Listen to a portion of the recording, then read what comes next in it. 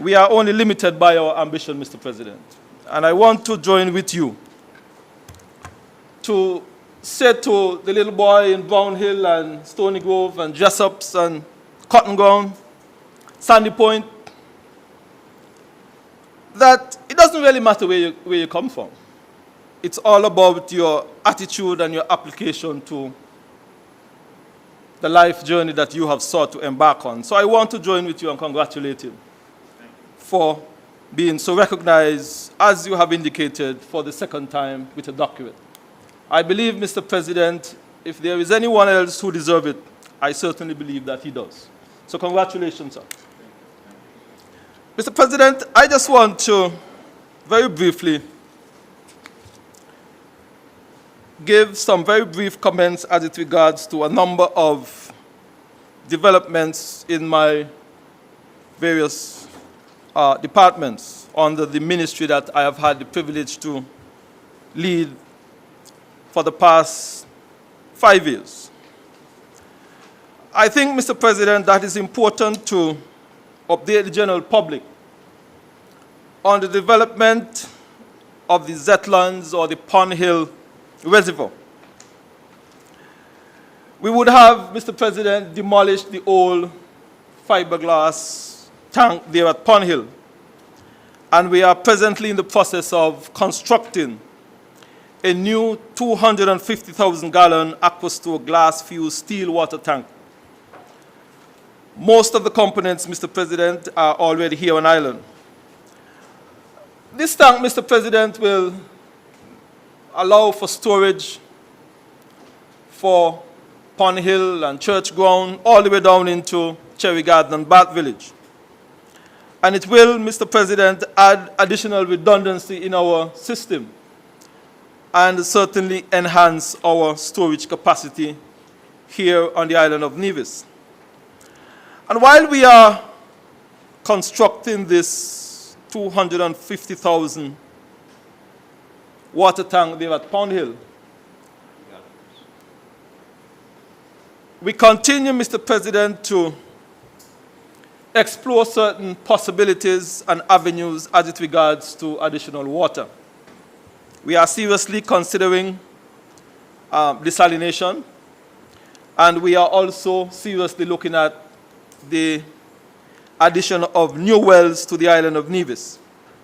Both options, Mr. President, are on the table, and we feel that whichever option that is best for the people of Nevis, that will bring the greater benefit for the people of Nevis, we certainly will ensure, Mr. President, that we go with that option.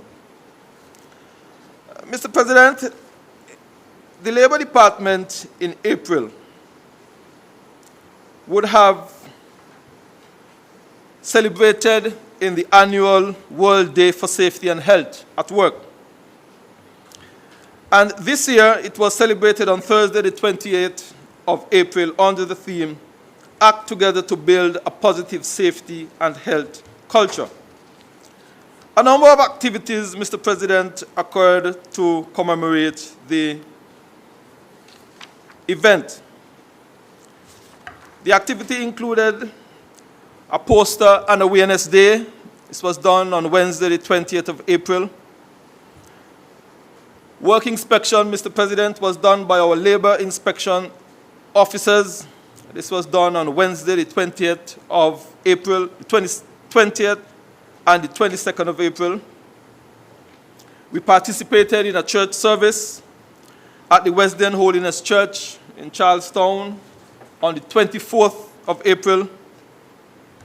I would have made an address, Mr. President, on the 28th of April to commemorate the World Safety and Occupational Day.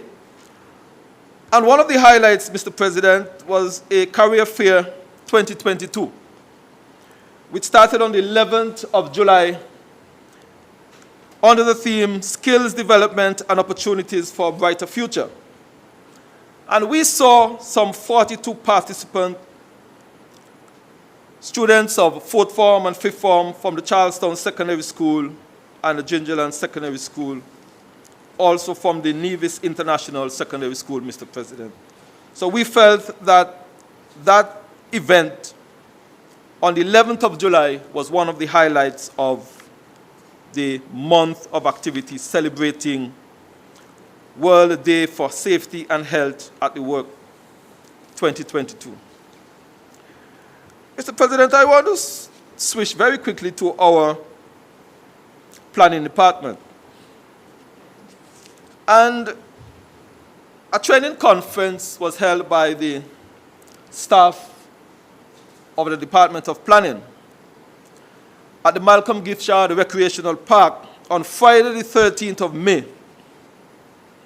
The objectives, Mr. President, were to share knowledge of the planning ordinance and the 2021 physical planning regulations, not only to the staff members, Mr. President, but also we engage in certain legal requirements as it regards to the planning regulations. And we felt that that exercise not only sharpened the tools of the workers at our planning department, but it also gave them a more deeper understanding of their role in their mandate to fulfill their responsibility as it regards to the planning regulations. Mr. President, I am happy to report that the Nevis Physical Planning Department, the physical development plan is practically completed. This physical development plan, Mr. President, is extremely important to the island of Nevis. It is currently in the public domain, and we are hoping that we will see some feedback from the general public, after which we will have that physical plan laid here in this Parliament. Mr. President, we have also embarked on an advertising regulations, which is completed, and that too is also in the public domain.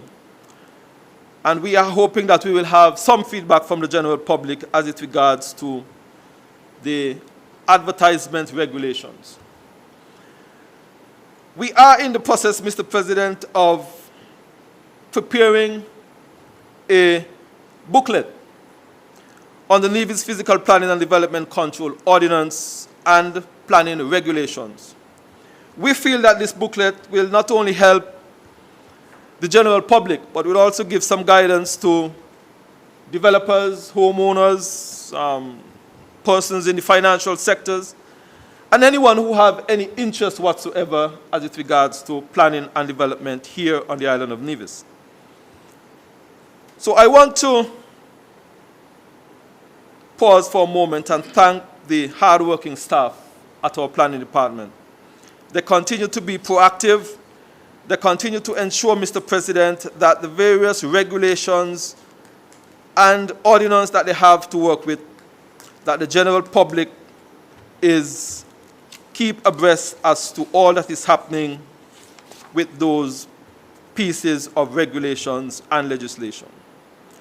Mr. President, very quickly to our Public Works Department. Our Public Works Department continued to see the rehabilitation project at Butlers, and we are nearing the completion of that project.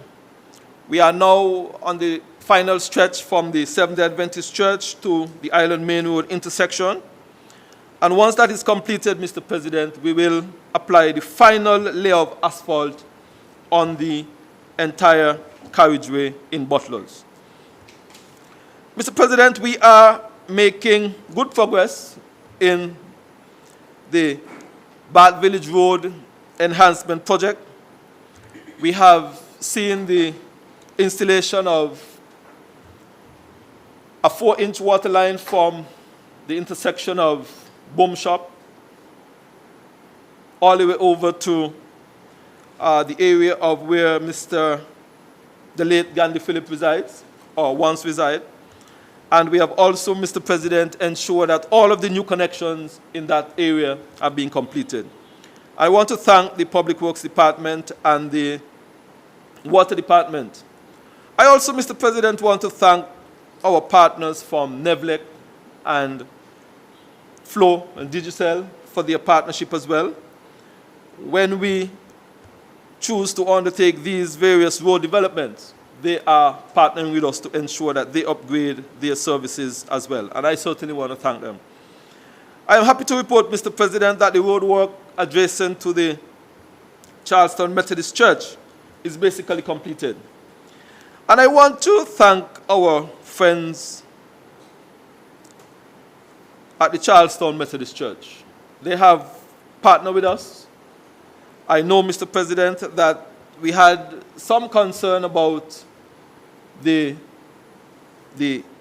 materials that were being used in the wall construction and whether we were going to lose certain preservational rights and privilege.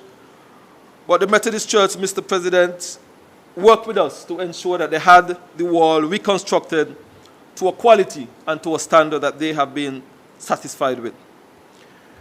Mr. President, I also want to say that while we have completed the work there at the Charlestown Methodist Church, we have also sought to enhance the flow of traffic right in the area of the prep school, the Maud Cross Prep School, where we would have constructed a simple pull-off, but it will help significantly, Mr. President, in the free flow of traffic in that area. The department has undertaken the resurfacing of certain key roads in Newcastle and Camps area. The main road from VO Joint School to Nisbet Settlement has been milled and resurfaced, Mr. President. We have seen in the area of the VOJN playing field all the way up to Newcastle Village has been resurfaced. And, Mr. President, the road area leading to your property have also been milled and resurfaced. I think you yourself, Mr. President, can now drive in a lot more comfort because we recognize that that area needed some desperate upgrade. The department, Mr. President, have done some work in other areas of Charlestown, in the Gingerland bus stop area. And I can speak about the Jews in the Jews Cemetery, Government Road, Happy Hill Alley. All of that, Mr. President, was done over the last few months. The department also partnered with the Ministry of Youth and Sports in the major upgrade and refurbishment of the netball complex in Charlestown. The Hull Stephen netball facility, Mr. President, which is now almost a brand new facility. And I want to use this opportunity to say to our people that the government continue to expend significant sums of money on these facilities. And I want to ask our people, stop the vandalization of these properties. We continue to see our people damaging things and breaking things and destroying things, and then the government would have to once again come in and have to repair. And I want to appeal to our people, Mr. President, that we have these facilities. I encourage them to use them, but I also encourage them, Mr. President, to stop the vandalization of them and to make sure that they last for a very, very long time, Mr. President. I would have, in this honorable House, Mr. President, advised of the changes that we have made at the government fuel station at Prospect. That project is practically completed, and as a matter of fact was completed since the 24th of June 2022, where we would have entered into an agreement with Sol. We had a tender process, and we felt that Sol would have offered a much better price and a much improved level of service, especially when it comes to safety. And that project, Mr. President, would have completed on the 24th of June 2022. Mr. President, I want to say also that we have sought to ensure that the danger that was lurking in the Cotton Ground area by the Cotton Ground playing field, that wall, Mr. President, that was in much needed repairs for some time, that your government would have seen some major renovation and reconstruction of that wall. And I want to say, Mr. President, how relieved I am that that wall did not come down while it was in the state that it was in and damage someone. I believe that the residents of Cotton Ground can walk through that area feeling much, much safer, Mr. President, while they are walking along that wall. I want to also advise the general public, Mr. President, that the Nevis Electricity Company Limited, NEVLEC, would have expressed some concern to us at Public Works that the dust from the road leading from the road going into Prospect down to Lefco was creating some major problem for the new machines. And we took a decision, Mr. President, to have that road constructed. I am happy to say to the people of Nevis that that road was completed. And my reports from NEVLEC are now saying that the dust that was coming from that stretch of road is no longer affecting the machine, Mr. President, and we can expect that those machines will continue to function at optimum and for a very, very long time to come. Mr. President, last week, Friday, we would have signed an agreement for the second phase of the Island Main Road Rehabilitation and Safety Project with Surrey Paving. And this rehabilitation project, Mr. President, was delayed. The general public would recall that we completed phase 1 from Cotton Ground all the way over to Cliff Dwellers. And it was our intention, Mr. President, shortly thereafter to execute phase 2 of that project from Cliff Dwellers to Newcastle and from Newcastle to Nisbet. Unfortunately, we had the onset of COVID, and we basically had to refocus and repurpose our various resources, Mr. President.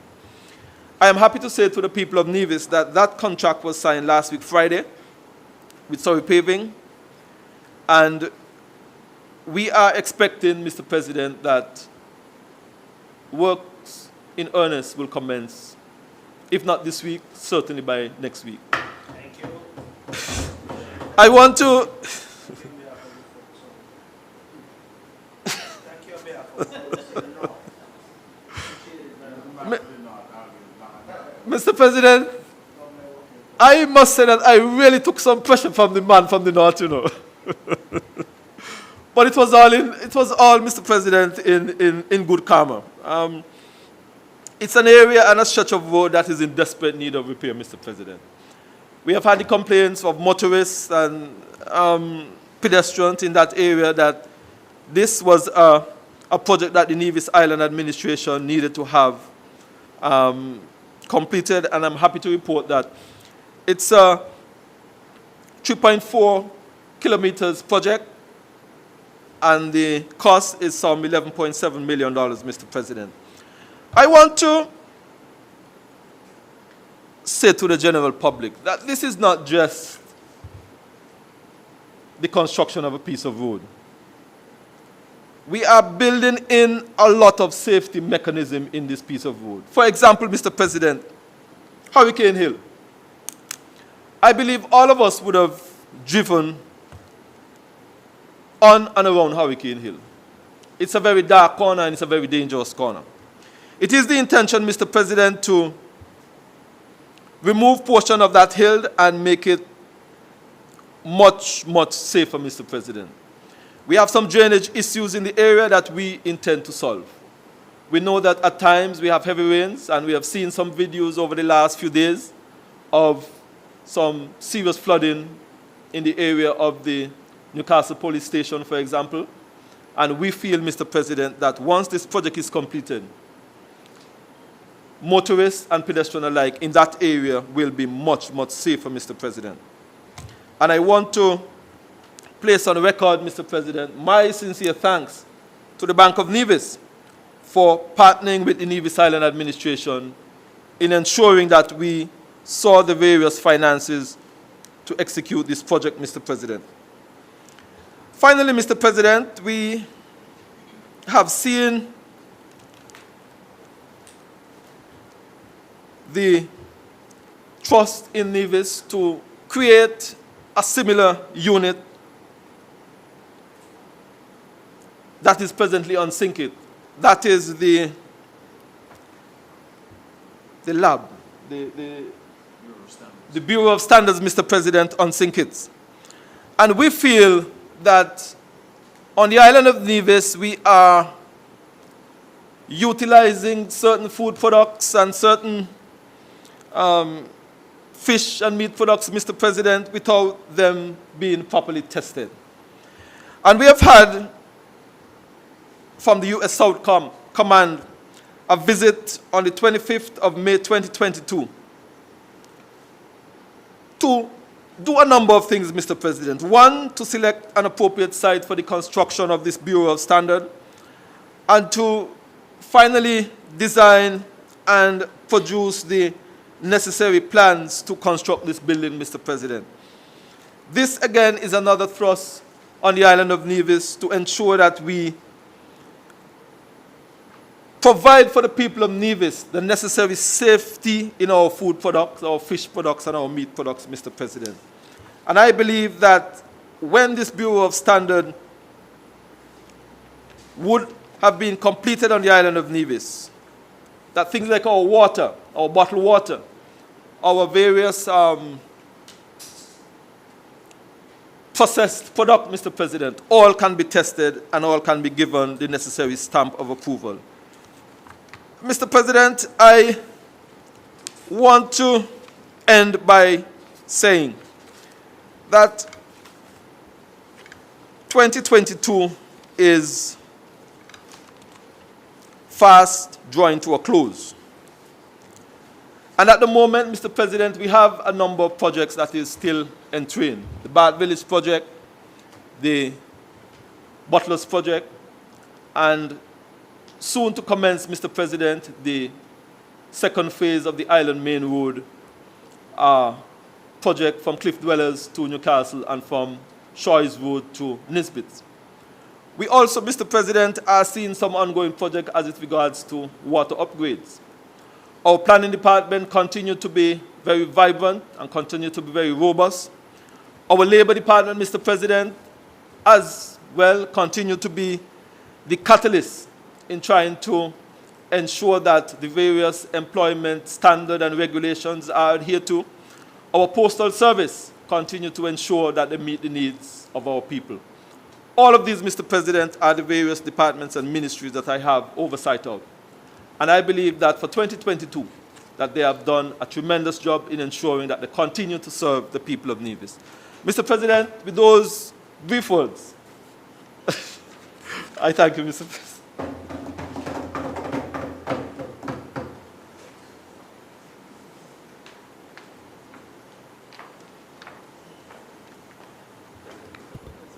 Mr. President, I rise and seek your leave and your permission to just make a brief statement as well from my ministry. I'll be brief because I know time is coming very brief shortly when we'll have the budget presentation, when I'll be more comprehensive. There's a lot to report from my ministry, but in the interest of time, I will be brief today. But before I present my very brief discourse, I would also like to join with you in congratulating the Premier on attaining his honorary doctorate. And I too believe that is something that is very deserving for a man of the caliber of the Honorable Premier. I'm sure all of us, right-thinking Nevisians and residents, would agree that the Premier has done a marvelous and excellent job in running the affairs of Nevis, particularly through the pandemic. And he has been a role model for us in the CCM party. And I think he has done an excellent job as the leader of the island of Nevis. And Mr. President, I believe, and it is unfortunate because only this morning I had a conversation with someone, that as a small island like Nevis, a 36 square mile island like Nevis, I think it is proper and fitting when people excel that we give them their due honor. But unfortunately, we have gone into a society where the order of the day most of the time seems to be hatred and jealousy. And it is unfortunate the level of hatred and vitriol and mud that has been thrown at the Premier. But sometimes it says that a man has no honor in his own country. And I just want to say to the Premier, congratulations. And I am proud of him because he's from Hanley's Road or Henley Path, where I am from. He grew up a stone throw away from me. And he's my cousin as well. But I just want to tell the Premier that the more they hate and the more they're jealous, the more the Lord is blessing you. And the better you're looking. So continue to lead with distinction our beloved party and the island of Nevis. Mr. President, as I said, I just want to be very brief in reporting on some of the things that have been happening in my ministry. And the first thing I had here actually was touched on by the member for Nevis 1. And that is the work that was done, the extensive work that was done at the Sisley Grell Hall Dora Stevens Netball Complex. And he's correct. An enormous amount of money was spent there. And it's an almost brand new facility. And we are proud of that. And so we would have collaborated with his ministry, the Ministry of Communications, and done an extensive amount of work there. Resurfaced all of the courts, installed new lights, done an extensive amount of work on the stands, and I think all who would have visited there would agree with me that it's an almost brand new facility. And I would join with the member for Nevis 1 in encouraging us to take care of the facility. And we are proud that under this administration, netball is back and a brand new netball complex is back. Mr. President, I also want to say that work is continuing on the retrofitting of the lights of our sporting facilities, which I would have spoken on some time back here. And of course, we are also lighting some of the sporting facilities that didn't have lights. I want to appeal to the public, though, to continue to give us your patience and your understanding and your support, because we are doing the work in collaboration with NEVLIC. And some of the delays that we are having is because that we have to wait for inspection and connection from NEVLIC. And so we've had some delays, not on our part all together, but as I said, we are doing it in collaboration with NEVLIC. And so we are almost finished with the field, the Zion playing field, the Hard Times playing field, which are new fields coming online for lights, the hard court at Cronies, the hard court at Ramsbury, and we are also doing some extensive work right now on the Bath playing field, the Ramsbury playing field, and the Villa, and the work will continue. So I just want to ask the public, and especially the sporting persons who normally use these facilities, to please continue to give us your full support and your cooperation. In the area of youth, Mr. President, the Department of Youth would have hosted its annual Youth Impact 12 Award ceremony in September the 29th at NIPAC under the theme, You're Not, Embrace Your Royalty. And I want to once again congratulate our awardees. They are Kalia Clark in Education and Lifelong Learning, Noel Alexander, Volunteerism, Keanu Fraser, Youth in Technology, Alexandra Richard, Sports Excellence, Algie Newton, Youth Development, Javian Barrett, Youth in the Arts, Aquila Bendito, Youth in Cultural and Historical Preservation, and Evelyn Nisbet, Youth in Agriculture. And of course, heartiest congratulations to those young people, as you have been shining and shining very brightly, and we thought it best to honor you. And of course, I want to congratulate the Department of Youth for doing a stellar job once again with this award. In social services, Mr. President, this month is being celebrated as the month of the elderly. And once again, we are happy because for the past couple of years, we weren't able to have our usual activities. But we are back with our activities with a bang this year. And we have been hosting a number of activities, month-long packed with activities. We would have started with a church service on the 2nd at the St. John's United Pentecostal Church, and we thank Pastor Bernard Brown and his congregation for warmly welcoming us. On the 3rd, on Monday, we would have had an event called Caring for the Elderly, where we would have gone to the St. George and St. John Senior Citizens Home in Gingerland. Our caregivers would have gone there. They would have cleaned. They would have assisted in bathing the residents. They would have cooked for them. They would have assisted in feeding. And I paid a visit there as well. And they did a marvelous job in helping to care for the persons there. On the 4th, on Tuesday, there was a movie there at NIPAC for the seniors. On the 7th, which was last Friday, we had a march through Charlestown. Every Monday, we are doing an event called You Are Not Forgotten Award. And we are honoring one person from each parish. And the honorees this year are Aldane Fisher Claxton for St. Paul's, Iona Sturge for St. Thomas's, Levi Daniel for St. James, Gwyneth Maynard for St. George, and George Papa Herbert for St. John's. I was very privileged to attend one of the events yesterday where we honored Mr. Levi Daniel over in the Brick Hill area. Someone who would have contributed so much. So I want to congratulate all of these persons who will be awarded. On the 13th, last Thursday, we had an event at the Malcolm Gishard Park called the Spring Gardens Tea Party, and our seniors had a marvelous time of their life at the park. And I want to congratulate the division once again for doing that for the seniors. On Wednesdays, we have a program called Footprints on Vaughan Radio, where we are highlighting some of our seniors. And this year we are highlighting Eileen Libert from St. Thomas's, Annie Brandy from St. George, Eunice Libert from St. Paul's, Ruth Thompson from St. John's, and Vera Queely from St. James. This afternoon we are having a health walk. And on one of the highlights this month will be the talent explosion taking place at NIPAC on the 27th of October, and we are asking members of the public to come out and support. And then we climax the month with a trip to St. Kitts for the seniors on Monday the 31st. Mr. President, while I'm on seniors, let me take this opportunity to heartily congratulate Mr. Bertram Roach of Hamilton, who made 100, scored a century last Thursday. And what a celebration we had at the Hermitage Inn on Saturday. And so congratulations, Bertram, you're looking well. Continue to bat. And in the next couple of weeks, on the 1st of November, a senior from St. George, Mary Brown, will be celebrating 106. So congratulations in advance as well.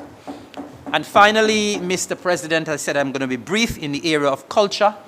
A new Miss Culture for 2022-2023 has been crowned in the person of Miss Shamali Newton. That crowning took place at the Malcolm Gishard Park this past Friday, the 14th of October. I was fortunate to do the coronation. I want to congratulate the new Miss Culture, Miss Newton. And of course, this came about because the former Miss Culture, Miss Shalisa Paris, would have relinquished her crown. Mr. President, may it please you, I will stay there for now. And once again, congratulate Dr. Brantley. Thank you.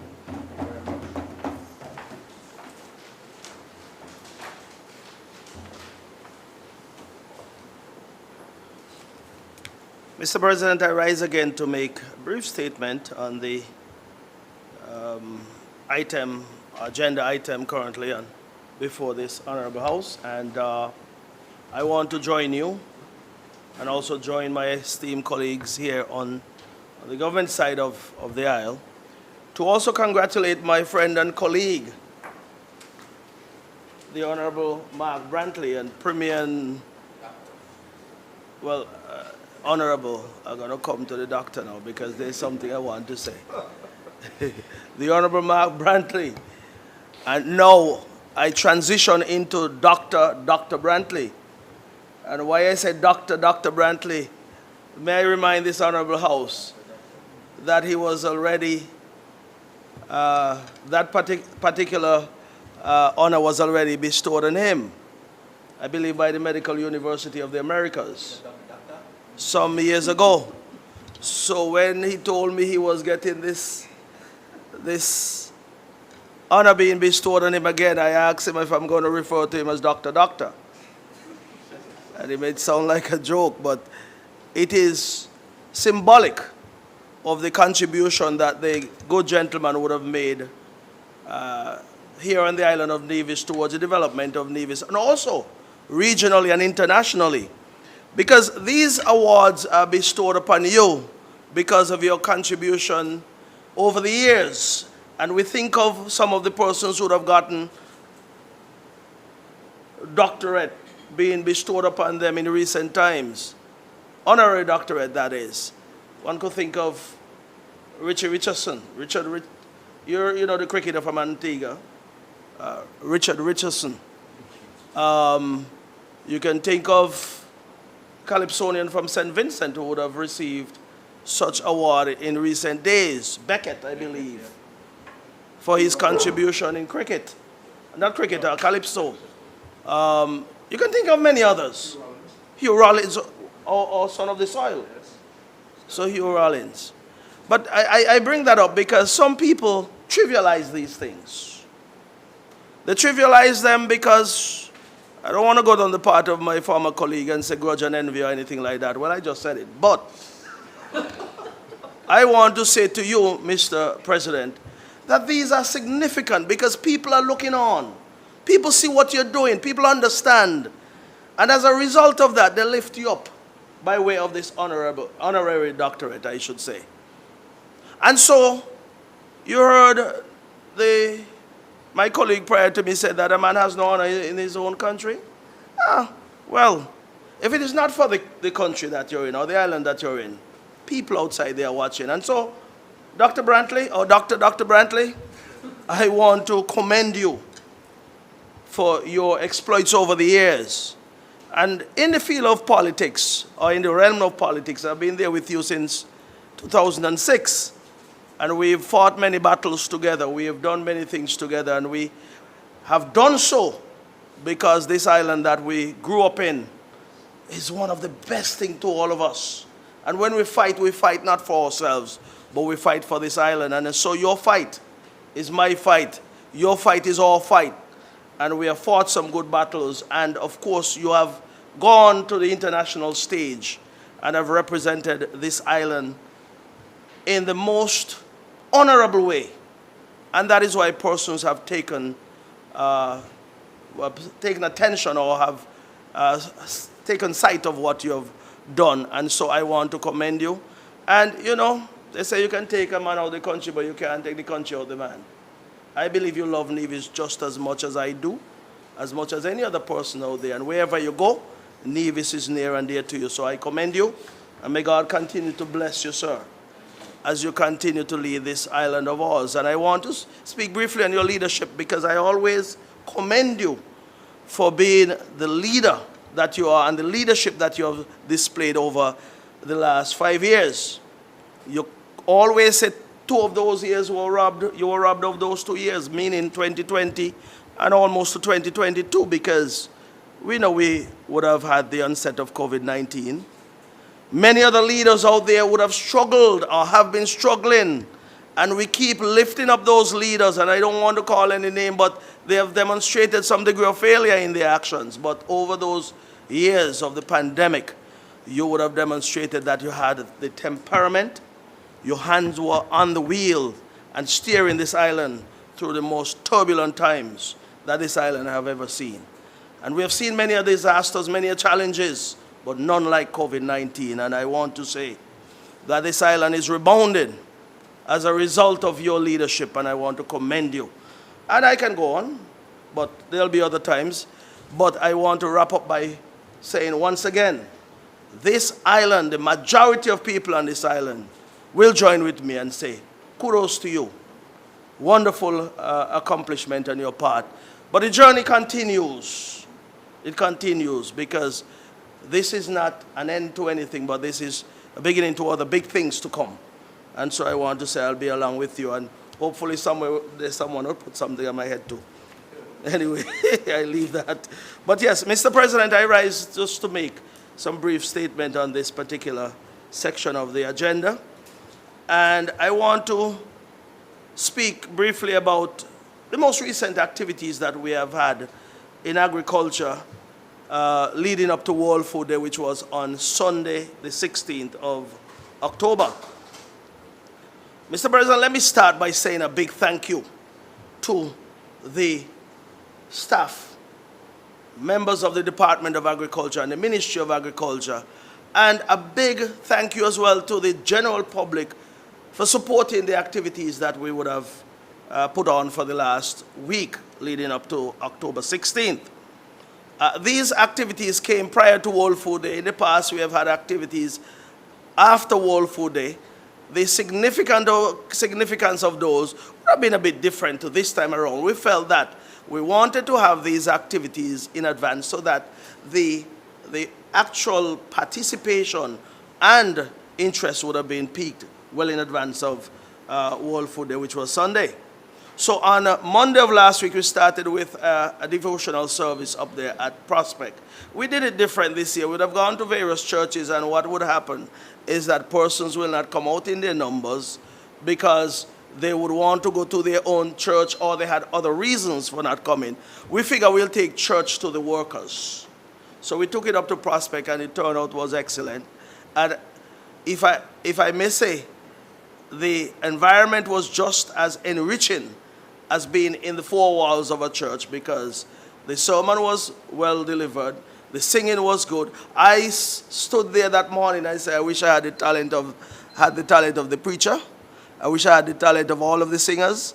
I wish I had the talent of everyone who was there. But I don't. But collectively, all of the talents came together, and we had a beautiful service up there on Monday morning. Be that as it may, we moved on from there. On Tuesday, we would have had on Wednesday, we had what we call Production Promotion Day, where various agro-processors, various farmers would have come together with their agro-processed stuff, and also items from the agro-processing unit, the abattoir and so forth up there in the old administration building yard, where we had some displays and giveaways as well. That had some level of success, and I want to thank everyone who planned and executed that event. I want to back up to Tuesday, because we had the launch of this garden competition that we'll have among various primary schools here on Nevis.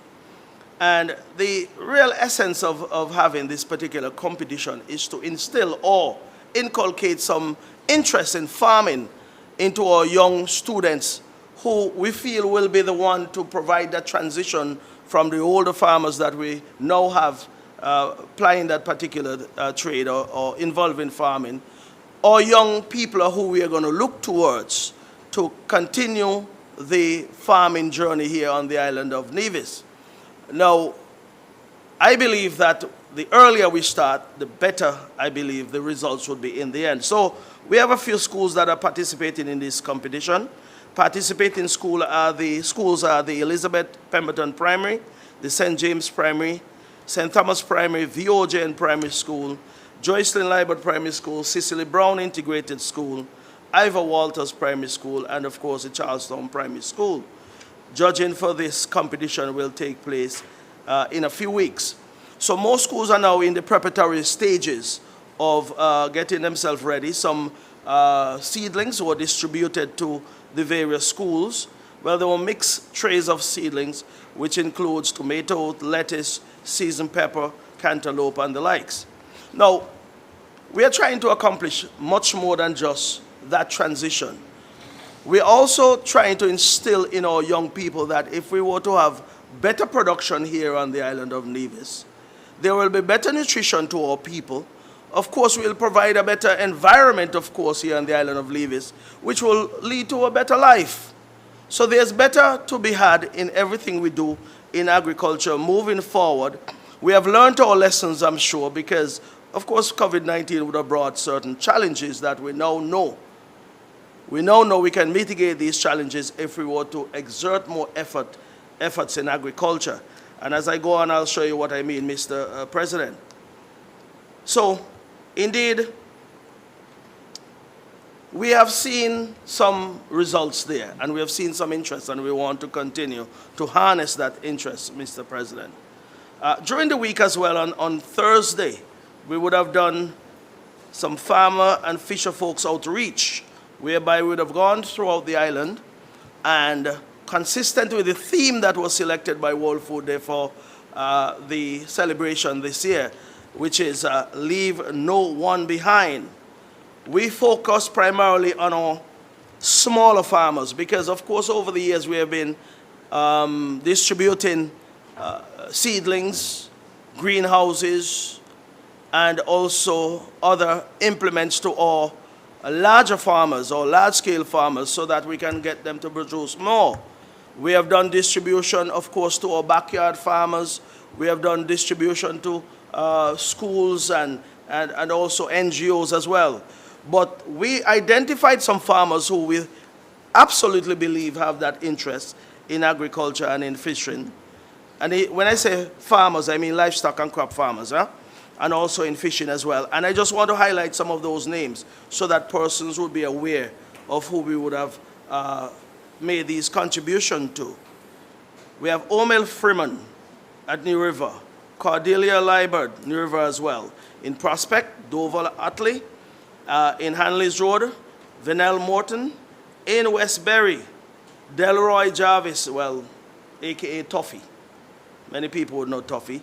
Over in Newcastle, we also distributed to Iroy Penny at the One Love Rastafari Farm. I believe I got that right. But they are just opposite the Newcastle Pottery. And then, of course, in Spring Hill, we would have distributed some seedlings and so forth to Raquel Hanley. In terms of livestock, where we gave some batical and deworming medicine and so forth to some of our livestock farmers, Eugene Maynard down at Hanley's Road, as well as Sophia Lands, Walter Maynard as well. These three are from Hanley's Road. Jerry Nelson, Brown Hill, Agnola, Tyrrell, Church Ground, Ricardo Brown of Prospect or the Low Ground area. On the fisheries side, we would have made contributions to Michael Mills, Rishon Brown, both of Bath Village, Kaya Mills over in Long Hall Bay, Kalish Bfat down at Indian Castle, also Anthony Broadbelt down at Indian Castle landing site, Ronald Cozier and Franklin Daniel, they are at the Newcastle landing site, but they are from Fountain area.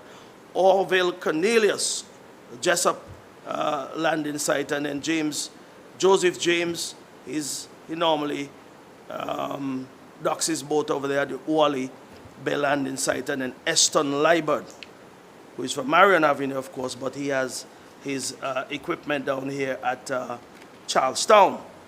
So we would have made a contribution to all those folks to give them some additional incentives to continue to ply their trade. And while I'm doing that, I want to thank Mr. Dan Perkins of Barnaby for making the fish traps. I want to commend him. And while I say that as well, too, I want to say something piqued my interest that morning when we were handing over those traps. It tells me that someone can actually make a business out of that, you know, Mr. Speaker. In the sense that all of the different landing sites, I believe, have different styles or different types of pots that they would use. So you just have to do the work in terms of asking the fishermen what is their requirement or requirements, and see if you can start a business from that. Order the wires, get somebody to buy this or to bring the sticks to you, and then you can make them, stock them, and when they are needed, you have that service where you deliver to the landing site for a fee. The the government, I'm sure, will be more than happy, more than willing to offer the various concessions on the wire and all of the different items that are needed, which may be imported for that matter, to ensure that we can provide that type of leverage or incentive to anyone who is willing to get into such business. It is something that one can look at, and I'm sure it can be something that can be meaningful and provide some returns and some employment as well. So we have to think outside of the box and make sure that we're doing things so as to enrich our lives here on the island of Nevis. No business is too small to start. Everything starts from small and then get big, so it is a possibility. Mr. Speaker, on Friday night we had what we call, what we dub a night market, right up down here on Market Street, next to the public market. That event went reasonably well, and we want to thank all of the patrons who came, all of those who provided vending services. That is an idea that was started some years ago, and we have seen over the years it has grown to a level of success here in Nevis, and also we introduced it in St. Kitts, and that has certainly been successful over there as well too. Night market provided opportunity for persons who work in the various offices and businesses who cannot come at various times during the week, but that Friday evening, for example, can be an evening where they can buy, and then Saturday they stay home and undertake their usual Saturday chores. So it can be a service that can, or an activity that can provide that type of service, of course. Indeed, we culminated on Sunday World Food Day with a multicultural food extravaganza down at the Malcolm Gishard Recreational Park. We had a number of countries which participated: Guyana, Jamaica, Barbados, a couple of African countries, regional countries, Nevis as well too, about 8 different countries. And from all indication is that there was some level of success, and persons would have looked at it as a meaningful activity. And I want to thank all of the patrons who came. I left this one for last. I'm going to go back to Saturday, Mr. President. Why I leave it for last, it was one of the most important events that was held down there at the Indian Castle fruit orchard, sorry. I left it for last, Mr. President, because it is sorry? Oh, it's a big deal? Yeah. I feel so too. Well, I am so glad that my colleagues have brought in some words here to me. Big deal. It's a big deal. And the minister or the representative for Nevis 3 said that it's down at Indian Castle. Mr. President, let me say to you, Indian Castle was seen as one of those barren lands where nothing could grow, they say. That's what they say. Those who have the PhD and the other things that they have say that nothing can grow down there. Well, I tell you, we have banana trees down there. We have coconut trees down there. We have apple trees. We have soursop. We have pomegranate. We have wax apple. We have passion fruit. We have fruit cane. You know what fruit cane is? Yes, everything. We have fruit cane. Let me say, as Eric has said, we have everything. Sugar cane. But what I am going to focus on, Mr. President, some time ago someone said that, oh, we only have palm trees planted down there. Well, coconut trees are part of the palm tree family. Yes. But the difference with these is that these are going to produce something that we can make money out of. The regular palm that you have in your front yard with some red fruits on them, they're not edible. But these coconut trees are going to produce. And when they produce, I've said before that if 2,000 of those trees produce or you're able to see the returns of, let's say, $1,000 from each tree per month. That is $2 million a month easily. I'm not saying it's going to happen, but all I'm saying is that there is a real possibility that you can make good money out of that farm down there. And we haven't stopped there, Mr. President. We have gone next door. We have started clearing another 30 acres of land so that we can duplicate the success we have had thus far on this first plot, on a second plot. This plot have just about 5,000 trees, 5,000 coconut trees, and we would want to multiply that in some way on the second plot. And then you can understand what will happen in this island over the next couple of years. Because I have been saying all along that when we have to rely on boats to bring coconuts here for us to get some jelly water from various islands, I'm not going to call them because I don't want to knock their trade. But we too can have our own trade where we can send jellies to our neighbors to the north, for example, and even to the south. Because I do believe we'll have that capacity when it's all said and done. None of the trees have perished up to this point in time. We planted up to 5,000 and all of them are down there looking as healthy as ever. And the people who would have come out on Saturday were amazed at what they saw down there. Some would have come for the first time. And in their amazement, they have said that it is the most coconut trees they have ever seen in one particular area. And we're going to have more planted, and we're going to continue to press on in agriculture, irrespective of what is being said. Because some would say nothing is happening in agriculture. But when you think about Ronald Banky King, for example, who spearheads that project down there, are we telling our people who work hard, who deliver for this island, that they're not doing anything? Because the result is there to show. So when you say nothing is happening in agriculture, then you're knocking the workers at Potworks. You're knocking them in the river. You're knocking them in Prospect. You're knocking them in Maddens, where we have that livestock farm. And you're knocking them down in Case Bay, all of the estates we have on the island of Nevis. You're knocking them to tell them they're doing nothing.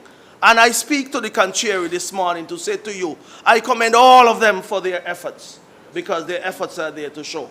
So something good is happening in agriculture, and this government, through its plans and programs and policies, will continue to propel agriculture forward with the help of all of the workers, from the lowliest to the highest. We're going to make sure that agriculture continue to thrive here on the island of Nevis. Mr. Speaker, listen, I'm talking like I'm in the budget, so I'm going to leave it there for now with those few words. Thank you. May it please you.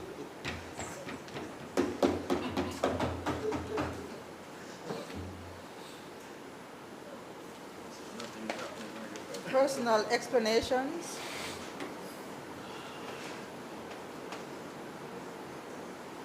Introduction of bills and first reading.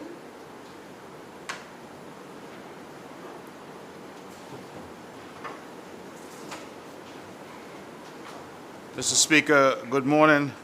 I rise and with your leave introduce and ask for the first reading of the bill shortly entitled the Nevis Business Corporation Amendment Bill 2022.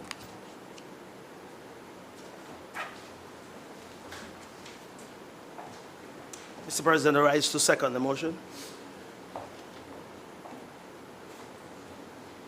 Question is that the bill,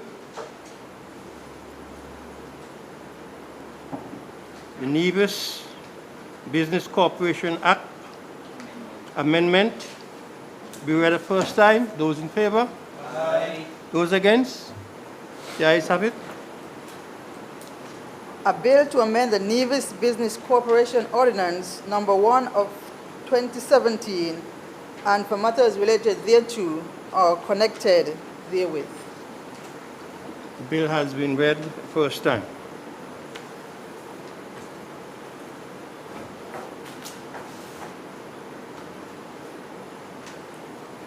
Mr. President, I rise again to seek your leave to have read for the first time in this Honorable House the bill shortly entitled the Nevis Limited Liability Company Amendment Bill 2022.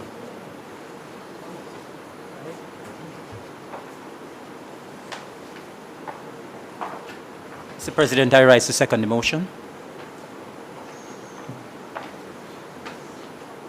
The question is that the bill shortly entitled the Nevis Limited Liability Company Amendment 2022 be read the first time. Those in favor? Aye. Those against? The ayes have it. A bill to amend the Nevis Limited Liability Company Ordinance Number 2 of 2017 and for matters related thereto or connected therewith. The bill has been read first time. Public business. Bills, second and third readings.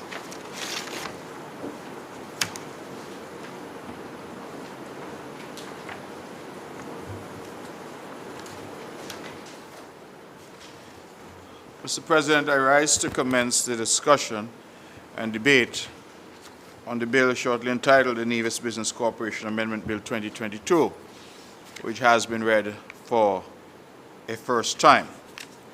The amendments are few.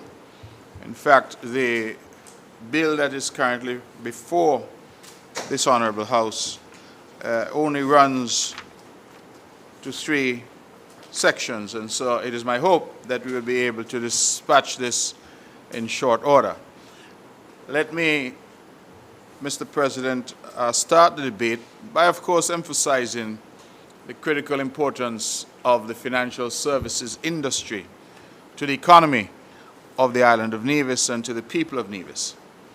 This is an industry that was started in 1984 and has expanded by leaps and bounds since then. Even as I speak, we continue to make efforts as a government to regulate effectively and to expand this industry in such a way that our people can benefit through jobs, through rental of property and various assets, but also, Mr. President, through the provision of much needed revenue for the government and for the treasury of the island of Nevis. It is customary that this sector generates anywhere from $10 to $15 million per year.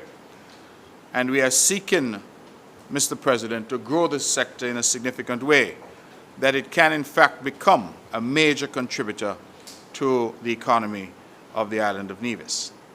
I believe that much has been said, particularly during our dark days of COVID and subsequent to the COVID pandemic, that there is a need for the island, like many islands and countries around the world, to diversify its economy.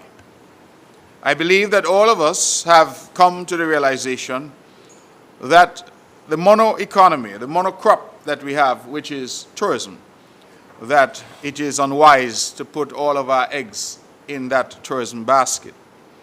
And you will therefore, Mr. President, and for those who are paying attention, they would have seen a deliberate effort on the part of this government to diversify our economy in a meaningful way. We feel that financial services plays a critical part of that diversification. And we feel that the island of Nevis has positioned itself through reputation and through all the years of experience to be in a position now to move this sector to the next level.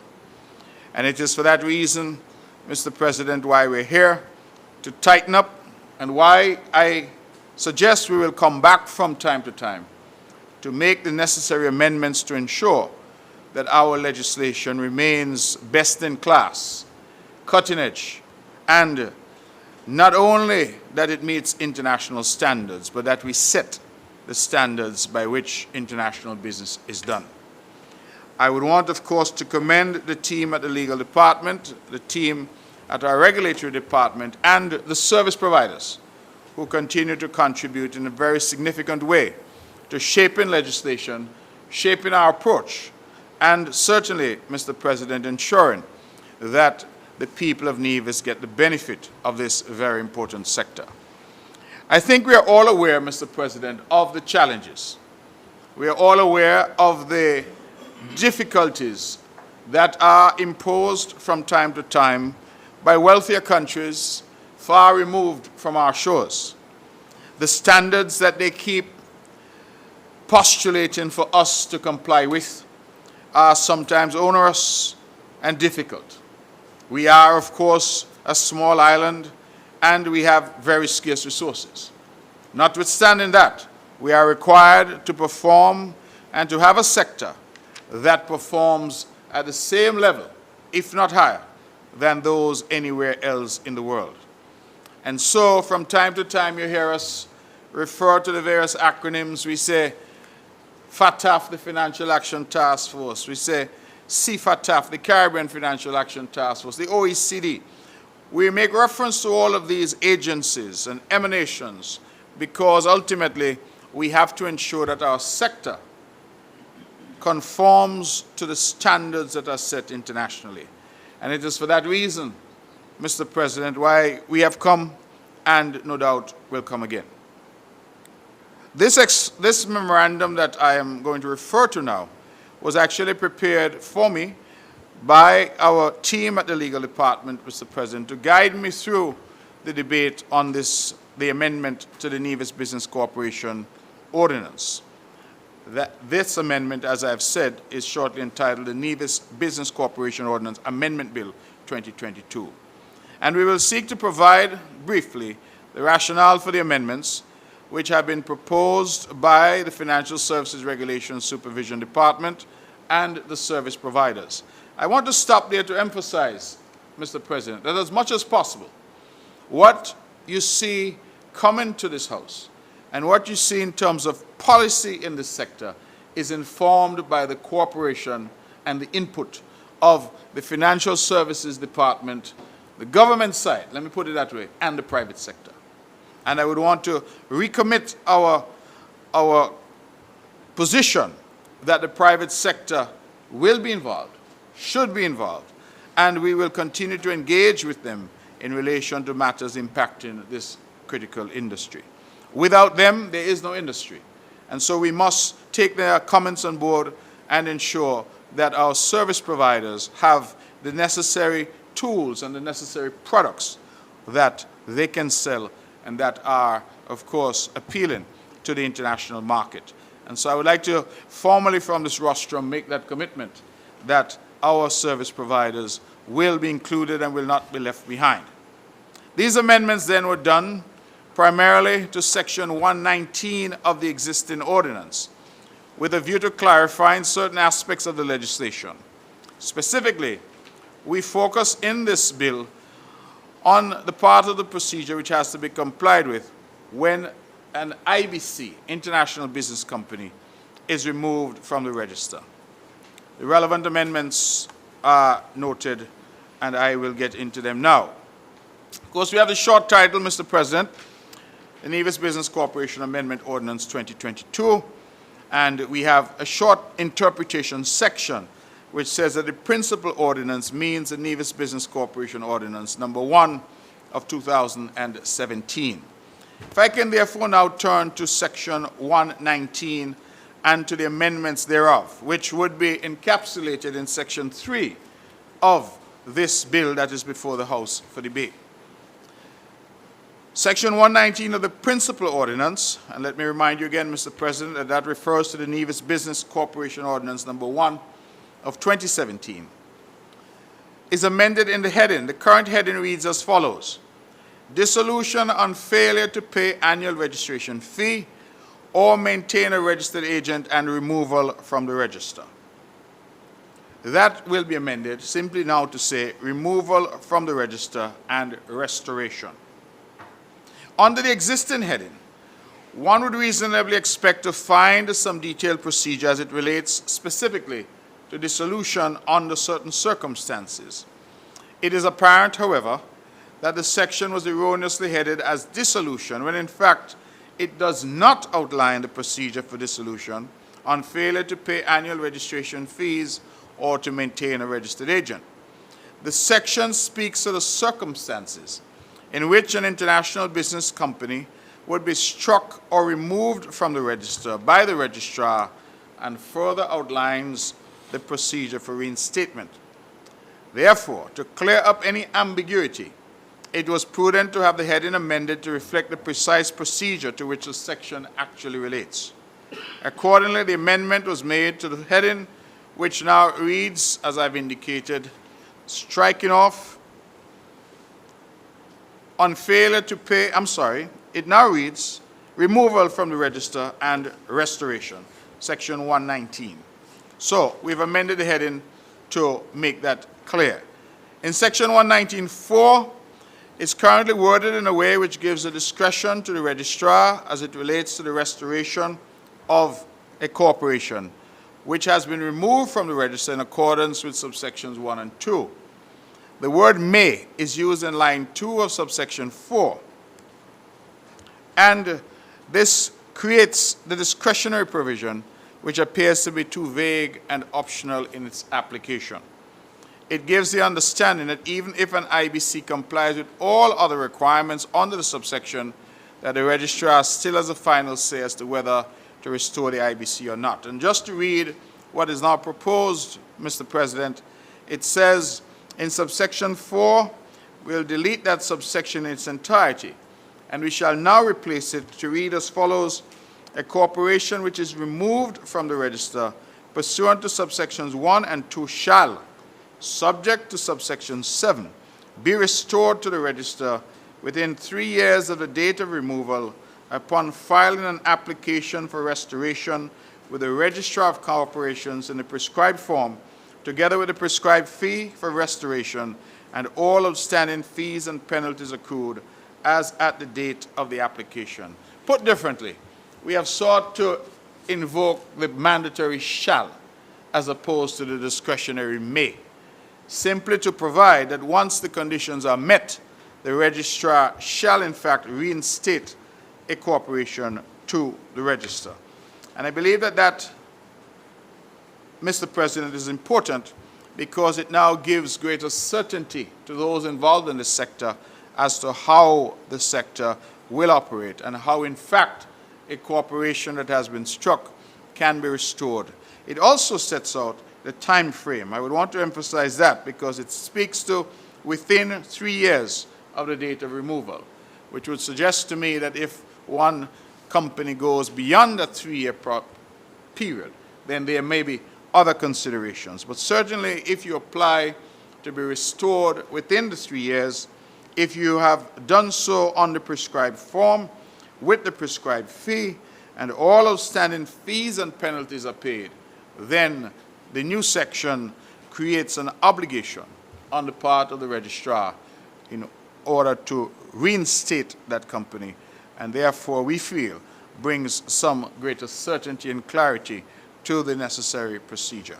And so we would want to just make that simple amendment. I would also add, Mr. President, that we on the island of Nevis and the government has been persuaded by the stakeholders in this critical industry to lead a delegation to a conference that will happen in Miami, in the state of Florida, in the United States of America. That conference will be, I believe, early November, 1st to the 3rd, I believe, of November. And it will be the very first time in quite some time that the Nevis financial services sector will be sponsoring and highlighting the services and products offered in Nevis on the road. So we are going back on the road. We are doing a road show, if you will, starting there, and I have given the team very clear instructions that they must find other avenues and other opportunities for us to advertise the products and services that the island of Nevis has to offer in the financial services sector. I believe that that is important because you will recall a time, Mr. President, when we led delegations to far-off places, Hong Kong, Singapore. We led delegations to various conferences around the world. And that has not happened in some time. And so we are now utilizing all of the avenues available to us and all of the agencies, including the NIPA, Nevis Investment Promotion Agency, Ministry of Finance, our Regulation and Supervision Department, and of course, the Ministry, the Office of the Premier.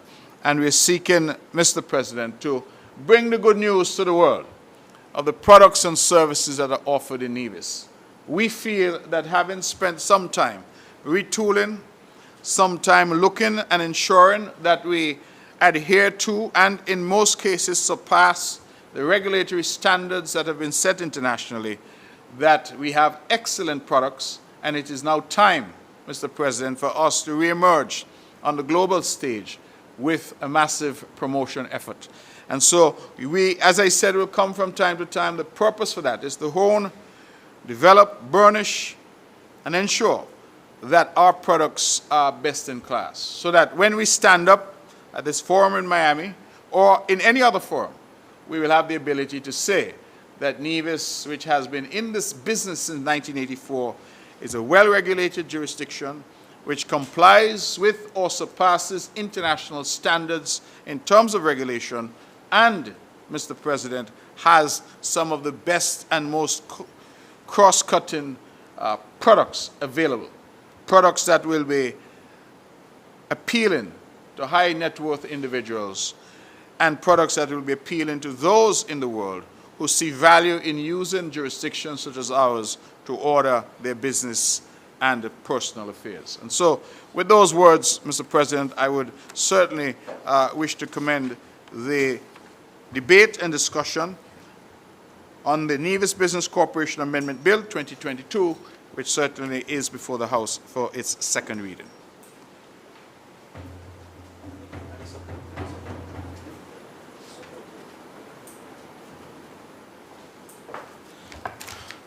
Mr. President, I rise to lend my support to the mover of the bill on this simple but significant amendment that is being made to this particular bill. Now, Mr. President, I want to say that I believe that it is important for us as an island to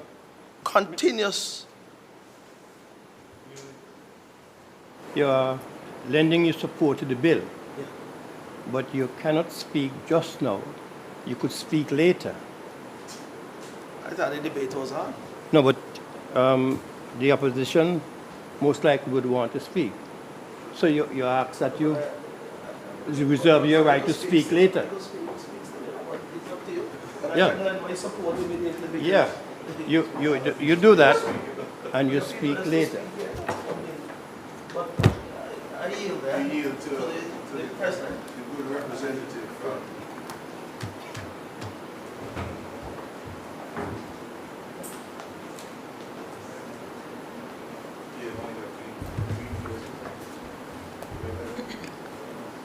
Mr. President, members of Parliament, Clerk of the House, Sergeant of the Arms, members of the media, guests in the public gallery, fellow Nevisians and residents, I bid you a pleasant good morning.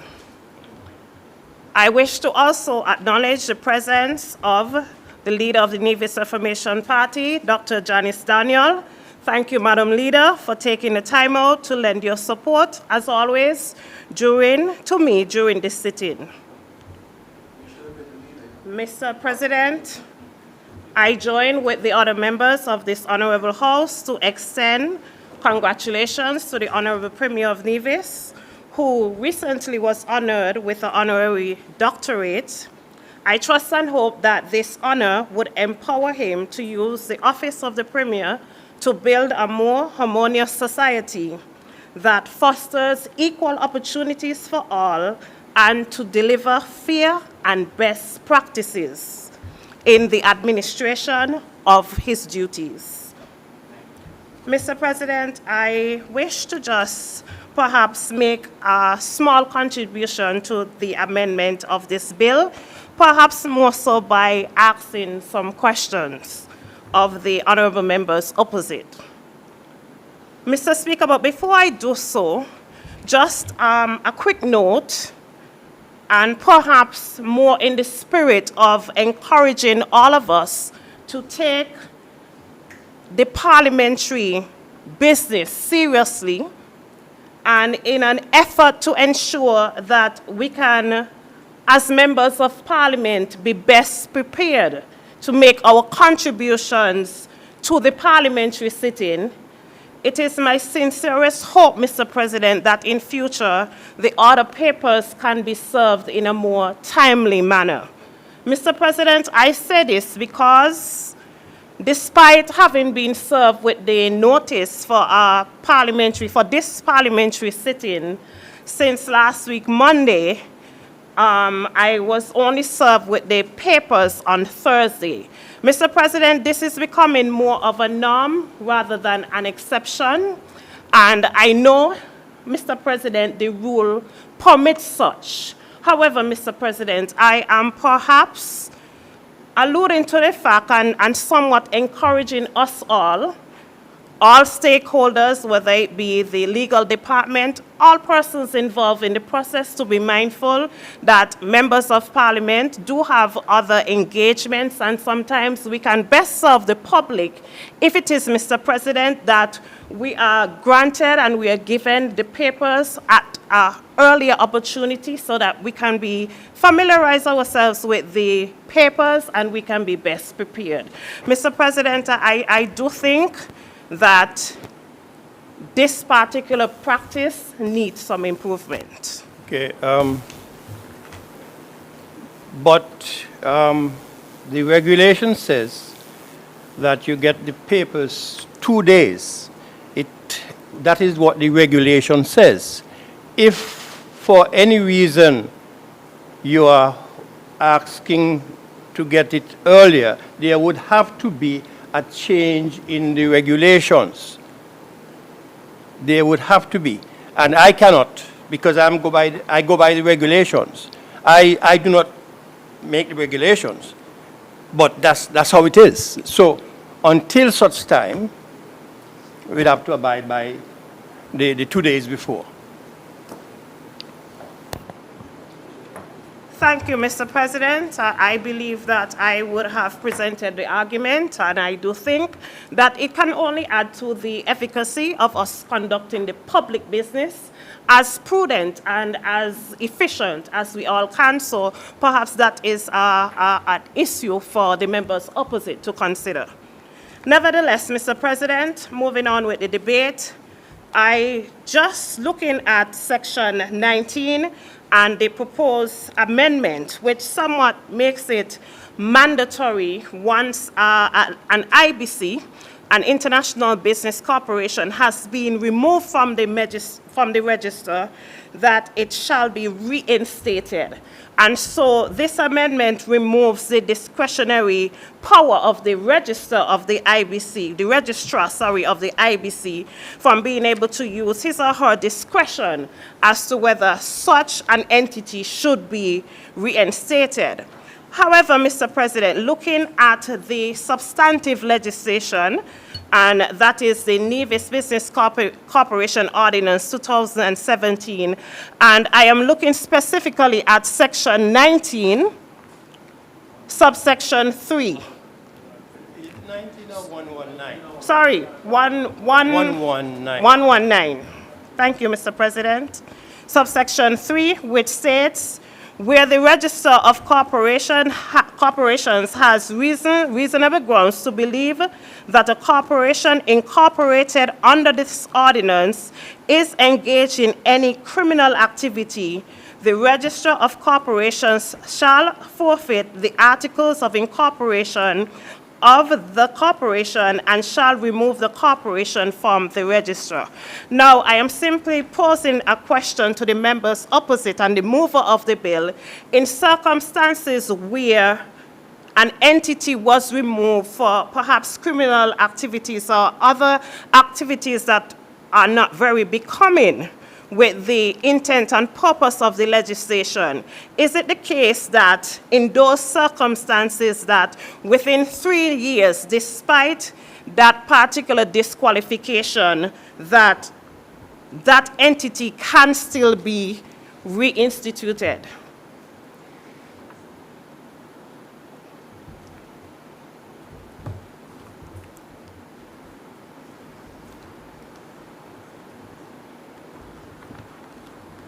The reason being, Mr. President, is that the discretionary may that was previous allowed the registrar of the IBC to have a discretion to be able to conduct investigations and to look at the entire scenario, if there is such a scenario that fell within this particular context, and to be able to make a determination. But it appears that that determination is no more. There's no longer a discretion, so I am simply asking the mover of the bill, what do you do in those circumstances? Is it just automatic that within the 3-year period, that despite whatever the purpose or the reason why the IBC may have been struck from the record, that it should be reinstated?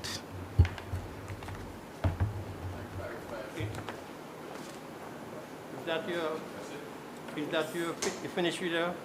No, because he would not answer you right now if you are doing a presentation. In his wrapping up.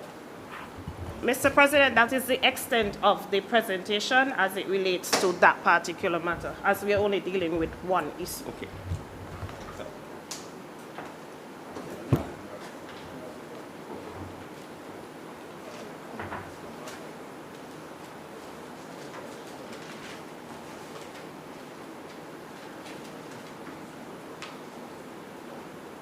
Thank you, Mr. President. I rise once again to lend my support to the move of the bill.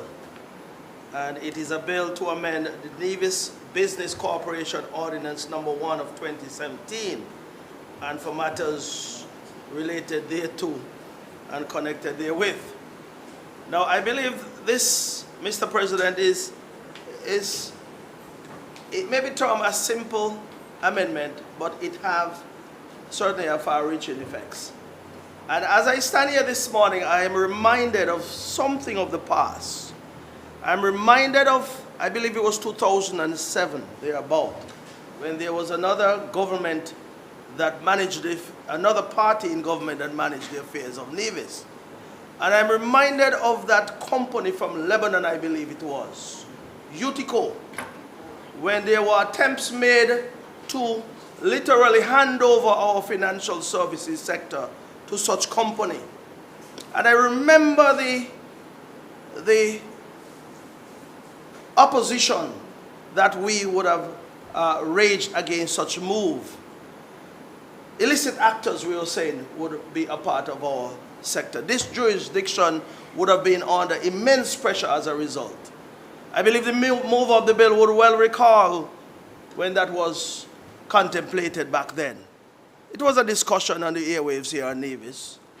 And I stand here this morning overjoyed by the fact that we as an island are still in control of our financial services sector and can make such amendment to ensure that we stay consistent and compliant with international standards and requirements. And that is why I'm so happy that I am here to support the move of the bill to ensure that we are doing the right thing and also making it much easier for business to be done with this particular jurisdiction. The ease of doing business is always an important factor in the development of an island, or country for that matter. And the ease of doing business with Nevis should always be a factor that we consider in anything we do. And just by changing may to shall should make it much clearer and much easier for persons to engage. Because this sector have been a major pillar for this island. It has had challenges over the years. The EU have had their requirements. We have had to come to this house, I believe, in December of, 2017, if I can recall. Last day of the year, was it? Or just before the end of the year. We had to come here off of our... Christmas Eve. It was Christmas Eve? Yeah, when Christmas was in the year and we were on our vacation and celebrating here on the island of Nevis, we had to come back here to make various declarations and amendments and pass a particular bill ordinance then. I can't recall the exact specifics, but the point that I'm trying to bring up is that we've always kept trying to hone these ordinances to make sure they are consistent with what is required of us internationally. Because we still believe there is true potential in this particular sector. And we want to maximize whatever is there to be received from the returns of the financial services sector here on the island of Nevis. So, Mr. President, simple but significant change, I would say. And so I want to support once again the move of the bill and wish this bill safe passage through this honorable house. I wasn't intending to be long because the amendment is very short, so my discourse is short as well. May it please you, Mr. President.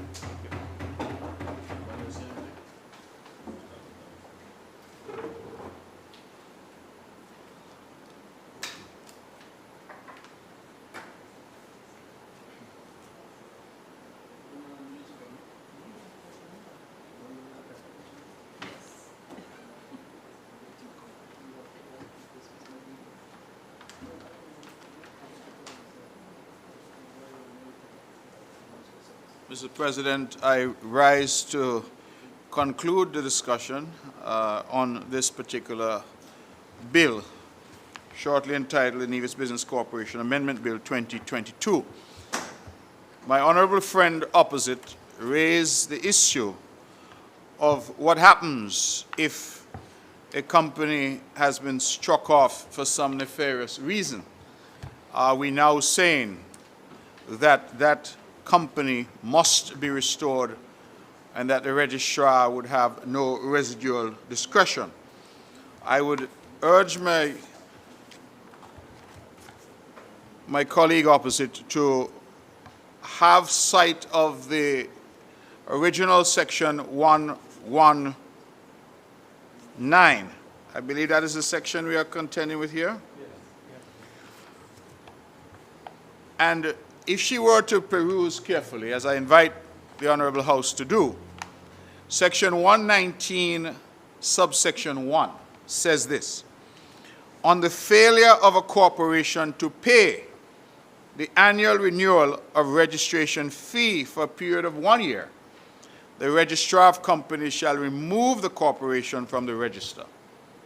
Subsection 2, on the failure of a corporation to maintain a registered agent for a period of 60 days, the registrar of corporations shall remove the corporation from the register. It therefore means that section 119, 1 and 2 treats only with these two scenarios. One, where a corporation is removed for failure to pay the registration fee within a period of 1 year, and two, where the corporation is removed for failure to maintain a registered agent for a period of 60 days.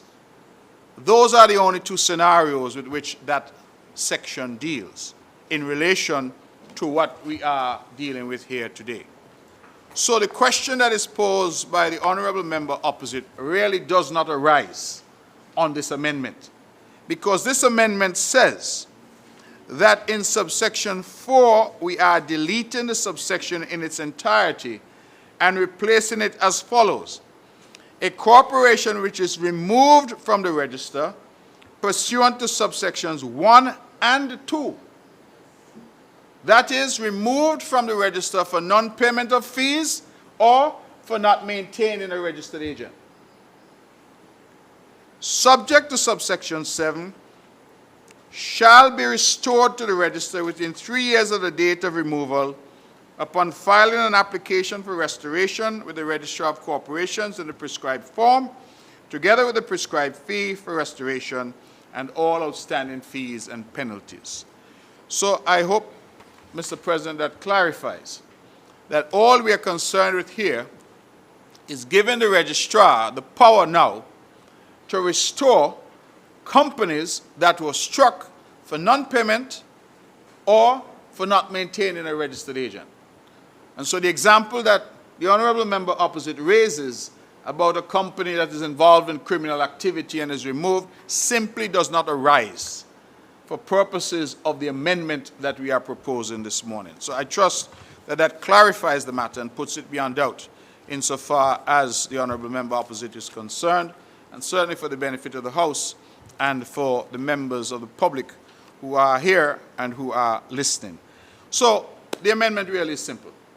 We are merely seeking to give the registrar the power to act and to give some certainty to the industry that if the company was struck for non-payment of fees or the company was struck for failing to maintain a registered agent, then once that company within 3 years reapplies on the prescribed form with the payment of the fees and the penalties as required, then the registrar shall restore them to the register.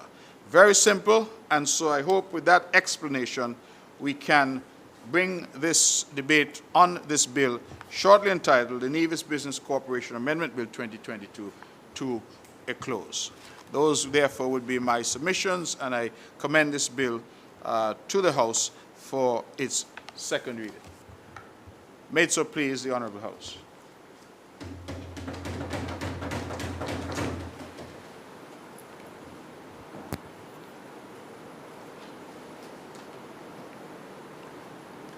A bill to amend the Nevis Business Corporation Ordinance Number 1 of 2017 and for matters related thereto or connected therewith. The bill has been read a second time. Those in favor? Aye. Those against? The ayes have it. The bill is referred to committee stage.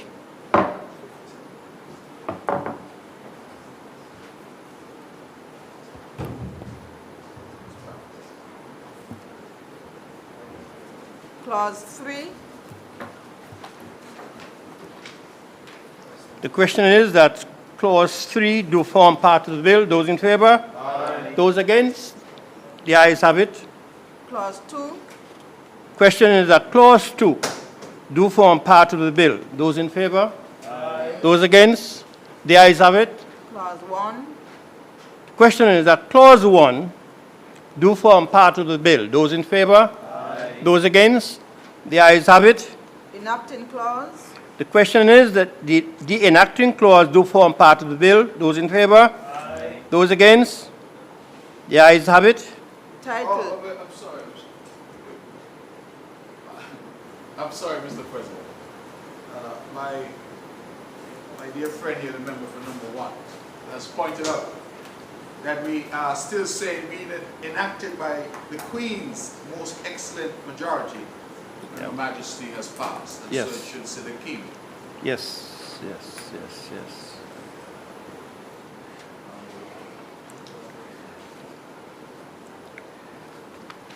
The enacting clause That's the change. is changed, that is recommended, and it becomes the king, and not the queen. Those in favor? Aye. Those against? The ayes have it. Title. The title do form part of the bill. Those in favor? Aye. Those against? The ayes have it.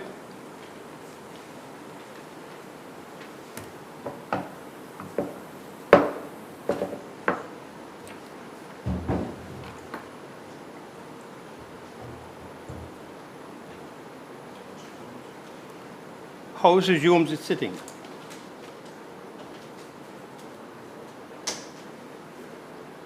Mr. President, I'm pleased to report that the bill shortly entitled the Nevis Business Corporation Amendment Bill 2022 has passed through committee stage with one minor amendment to change Queen to King. And I ask now, Mr. President, for Standing Order Rule 57 to be suspended so that this bill, shortly entitled the Nevis Business Corporation Amendment Bill 2022, can be read for a third time and passed in this sitting. And just to advise the Honorable House that the necessary fiat from Her Honor, the Deputy Governor General, has been obtained.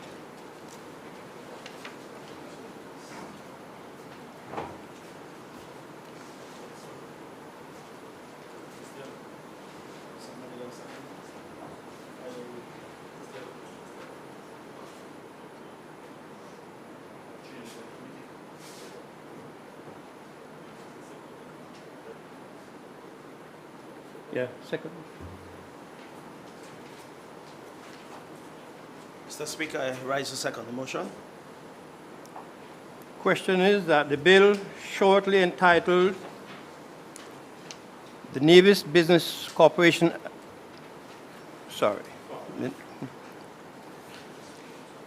Amendment Ordinance Bill 2022 be passed.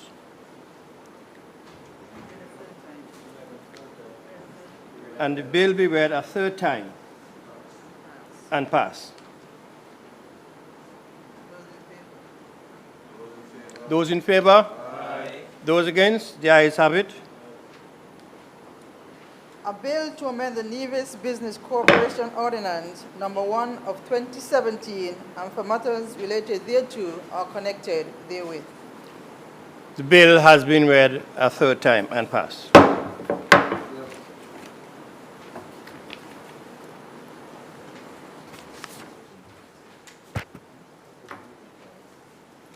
Mr. President, I rise to commence the debate in relation to the second bill on the order paper under this section of public business, the Nevis Limited Liability Company Amendment Bill 2022.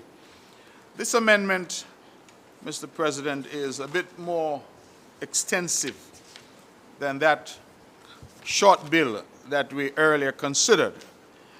And I have had the expertise of the legal department again made available to me to prepare an explanatory memorandum in relation to this bill. Mr. President, I will seek in my intervention to provide a rationale for the amendments which were proposed by the Financial Services Regulation and Supervision Department and the service providers in the financial services industry. Amendments were done to certain provisions of the existing ordinance with a view to clarifying certain aspects of the legislation. The amendments specifically focused on certain procedures which the stakeholders felt were critical for inclusion to cover areas not previously covered. They also focused on part of the procedure which has to be complied with when an LLC is removed from the register. An LLC simply is a limited liability company. The relevant amendments and explanations I hope to give as I go through this brief intervention. We are seeking to amend Part 12 of the parent legislation, Mr. President. And in the interpretation section, in Section 2 of this bill, we have the ordinance, the principal ordinance means the Limited Liability Company Ordinance number 2 of 2017. So when I make reference to the ordinance or to the principal ordinance, that is the reference that I'm making. And we are seeking to amend Part 12. And Part 12 is headed Conversion, Merger, and Consolidation. And that was recommended for amendment by the stakeholders. The part deals primarily with the procedure for conversion of an IBC, an international business company, to an LLC, the merger or consolidation of domestic LLCs, as well as the effects of the merger.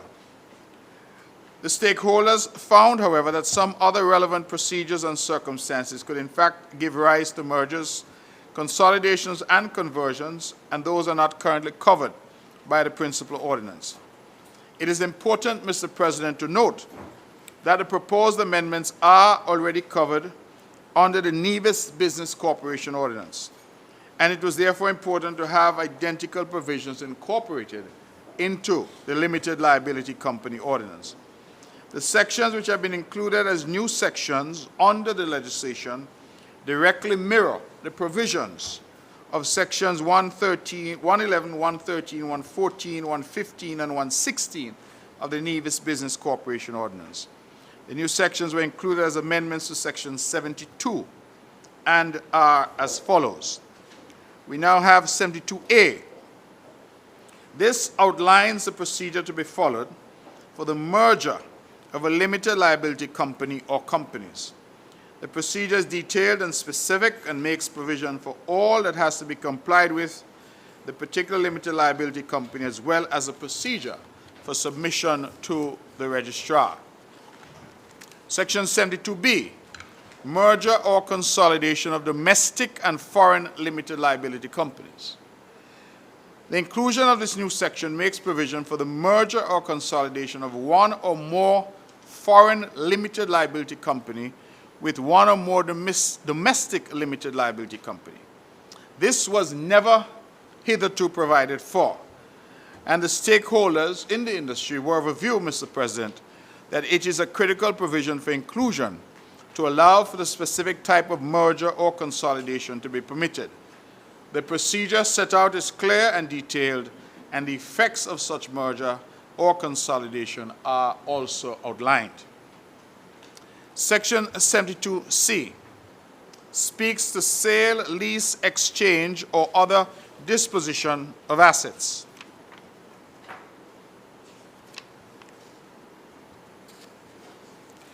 This new section outlines the procedure to be complied with as it relates to the sale, lease, or other disposition of assets of a limited liability company.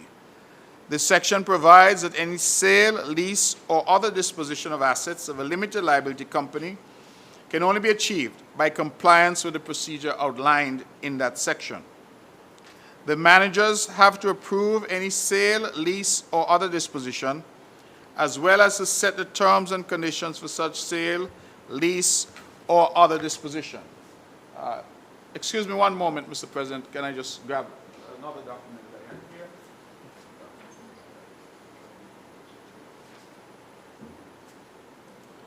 here? I may have it already, Mr. President. Can bear with me.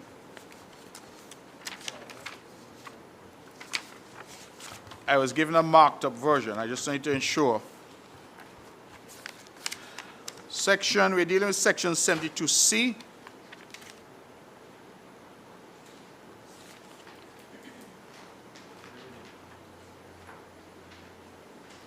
I want to ensure that the word should be managers or members. Can I, sure, a moment, members of the legal department are here. Yeah, they use members and managers in some section.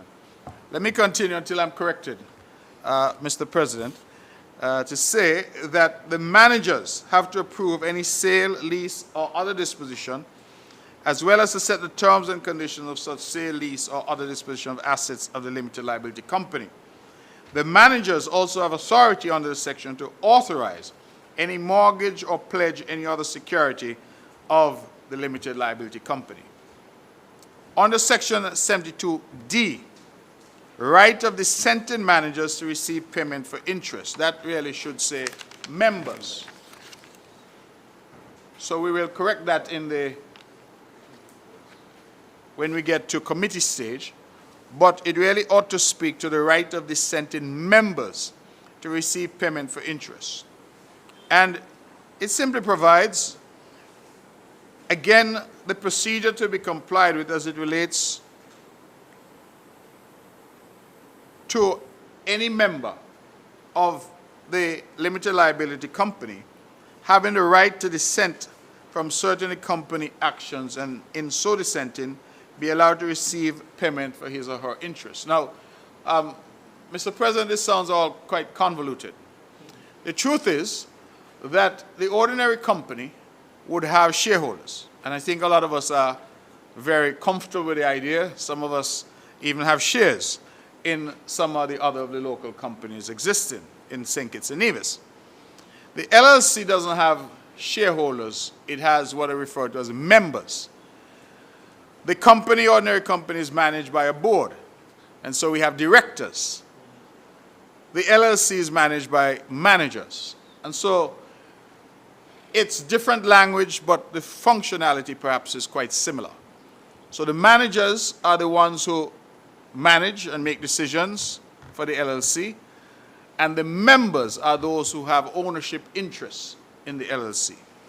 And so all that this section is doing at section 72D is saying that where we're disposing of assets of the LLC, and the managers make a decision that they will dispose of the car or the house or the land or the shares or whatever asset the LLC has, if a member does not agree, then this is giving that member the right to dissent and to be paid for his or her interest. And we say in the section that that member should receive payment for the fair value of his interest, cash, or other consideration. And so that is what that section seeks to do at section 72D. If we were to move to section 72E, let me just, before I do that, Mr. President, make it clear that if a member dissents from the sale or exchange of all or substantially all of the property and assets of the limited liability company, then he's entitled to receive payment, he or she, entitled to receive payment for his interest under certain circumstances. I want to emphasize that before I move on. The section does make exceptions to when payment to a dissenting member would be disallowed. Section 72E sets out the procedure to enforce members' rights to receive payment for interest, cash, or consideration. This as well, Mr. President, is a new provision in the ordinance.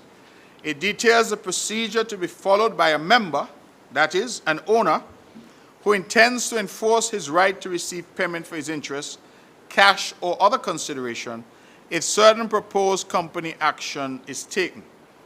It allows the member to file a written objection with the limited liability company to the action prior to the meeting at which the proposed action will be deliberated. The member is also required to include a statement regarding his intention to demand a payment for his interest if the proposed company action is taken. The section is quite detailed again, and any such member who intends to assert his right must comply with the provisions of the section. And when I say his, forgive me, that's the language I've been given, but I mean his, her, or it, because I believe that a company can also be a member of an LLC. So, his, her, or it.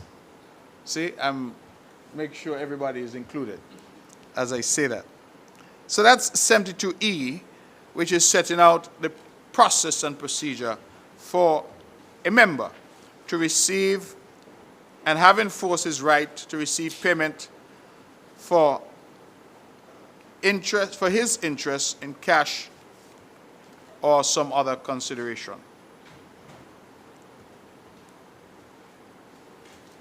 Mr. President, if I may move then to the final amendment to Section 73, and I believe this is now 73.4.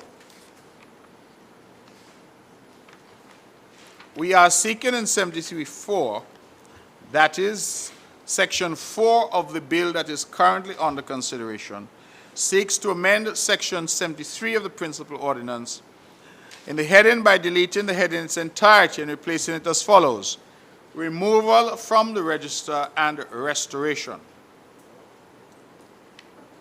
Section 73.4 is currently worded in a way which gives a discretion to the registrar as it relates to the restoration of an LLC which has been removed from the register in accordance with subsections 1 and 2. The word may is used in line 2 of subsection 4.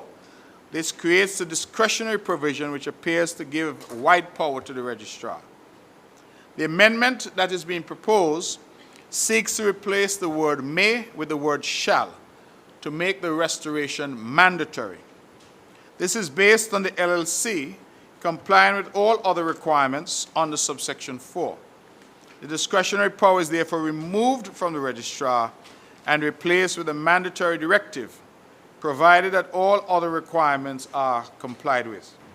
Additionally, Mr. President, subsection 4 has been amended by including the words subject to subsection 7, directly following the word shall. This makes it clear that while a restoration to the register is subject to compliance with the requirements under subsection 4, there is an additional requirement to ensure full compliance before the registrar can restore. Mr. President, I have sought to use a shorthand presentation by going through the sections not point by point, but rather seeking to use the explanatory memorandum that has been provided to me by the legal support at the legal department. And so I hope that in so doing, I have been able to explain, Mr. President, what it is we're seeking to do today and what the amendments that are being proposed through this Nevis Limited Liability Company Amendment Bill 2022, what those amendments are seeking to achieve. And so, if I can sum it up, it is to introduce some new sections. It is to create greater clarity as to the merger and consolidation of companies domestically and merger and consolidation with foreign companies, the sale, lease, exchange, or other disposition of assets, and of course the rights of members who dissent to record and register their dissent and to ensure that they get payment. It also, in section 73, Mr. President, seeks to mirror the sections that we have just debated in the Nevis Business Corporation Ordinance to ensure that the registrar has to restore company if that company applies within the requisite period and that company had been struck for the reasons that we had earlier indicated, for non-payment or for failure to maintain a registered agent. And so what we're seeking to do is to create balance, to create almost a mirror provisions where applicable between the Nevis Limited Liability Company Ordinance, which is under consideration here, and the Nevis Business Corporation Ordinance, to ensure that there is clarity, there is clear definition of what these entities are and what they do, and the industry can certainly be guided and have certainty as to how these entities operate and what the rights and responsibilities are in relation to these entities. I will therefore leave it there, Mr. President, and certainly wish this debate, I wish a robust debate, and that hopefully the members will support this bill so that it can have safe passage through this honorable House.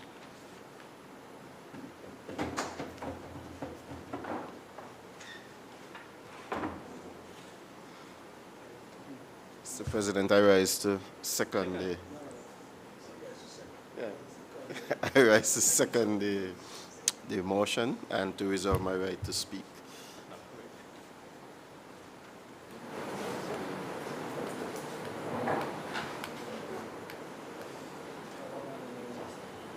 Mr. President, I rise to make my contribution to this amendment, to this bill, this amendment bill.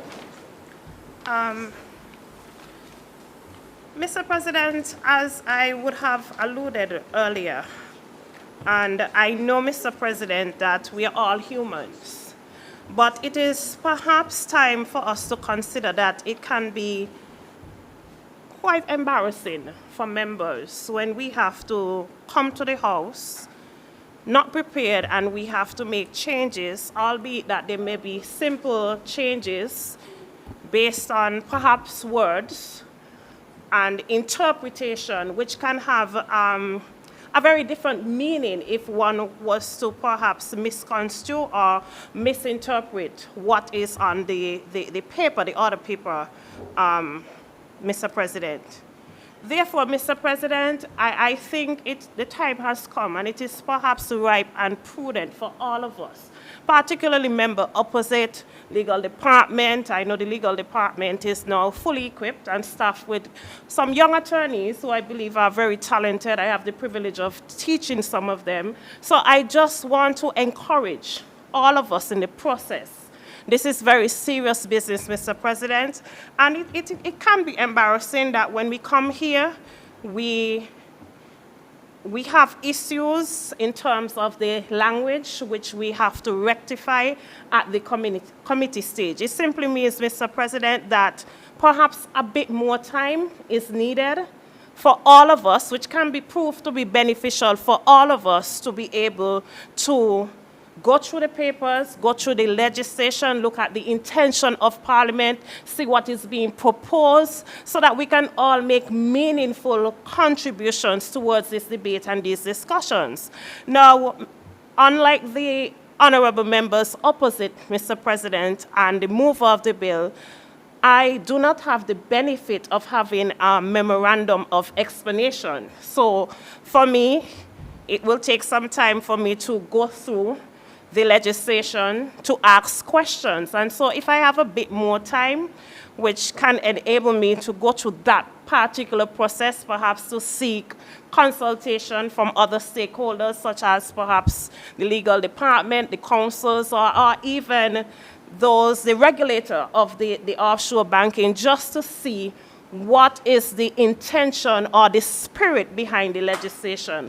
I do not think that that exercise would hurt us, Mr. President, and so I therefore urge the members opposite to let us be mindful, let us work together, let us build harmony, let us take the people's business with some level of seriousness, and let us ensure that we ask all stakeholders to be prepared to understand the process and to be able to enable us to execute this exercise with some level of diligence, because it is just embarrassing, and this is not the first time that it has happened.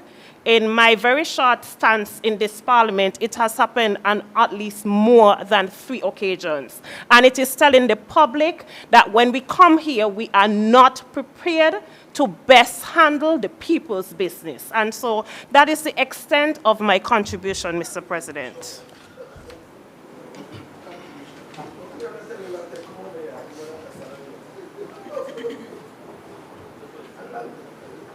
No, no.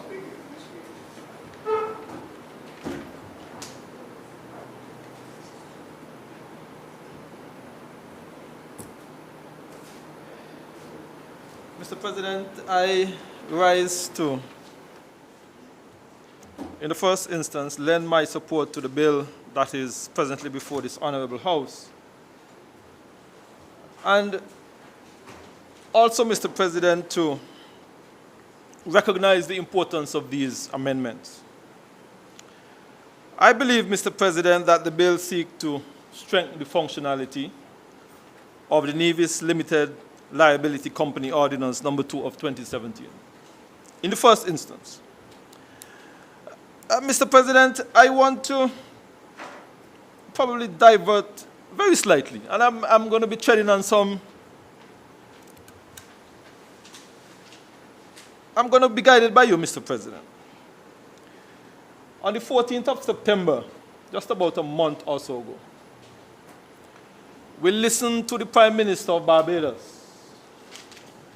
Prime Minister Mayor Motley, as she made a presentation to the United States Congress, I think it was the Finance Committee, as it relates to the de-risking and correspondent banking in the Caribbean. And Prime Minister Motley, Mr. President, lamented over the challenges that the Caribbean islands were facing as it regards to our banking and financial sectors. I believe, Mr. President, that while we are here in this Parliament trying to strengthen our limited liability companies, and while we are trying to give some clarity to this piece of legislation, we are not alone in the Caribbean. Every single territory in the Caribbean, Mr. President, is facing a similar challenge. And this piece of legislation today is seeking, Mr. President, to do some of what Mayor Montley was complaining about and what Mayor Montley was agitating, and trying to remedy, Mr. President, some of the challenges that we are facing in the Caribbean. So this Nevis Limited Liability Company Ordinance Number 2 of 2017, in its original form, I believe that the stakeholders recognized that there were some challenges and there may have been some limitations. And today we are here in this Honorable House to try and remedy some of those, Mr. President. As I said, I believe it strengthened the functionality of the ordinance, the company ordinance number 2 of 2017. I believe it gives some clarity, Mr. President. But in my mind, Mr. President, I think most importantly, it allows a pathway for members to seek redress if they feel aggrieved. Now, while we may have persons who are shareholders or members in these various companies, I believe that the amendment that we are bringing here today will put Nevis in a better position to attract greater members in our financial services sector, Mr. President. And I believe that the ultimate goal would to increase the revenue collection here on the island of Nevis. So with those very brief words, Mr. President, of support of this legislation, of this amendment, I wish this bill, Mr. President, safe passage through this Honorable House.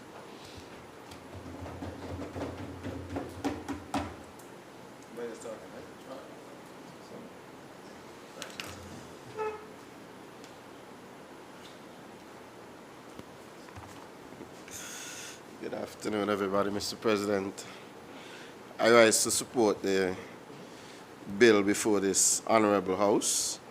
It is not a controversial bill by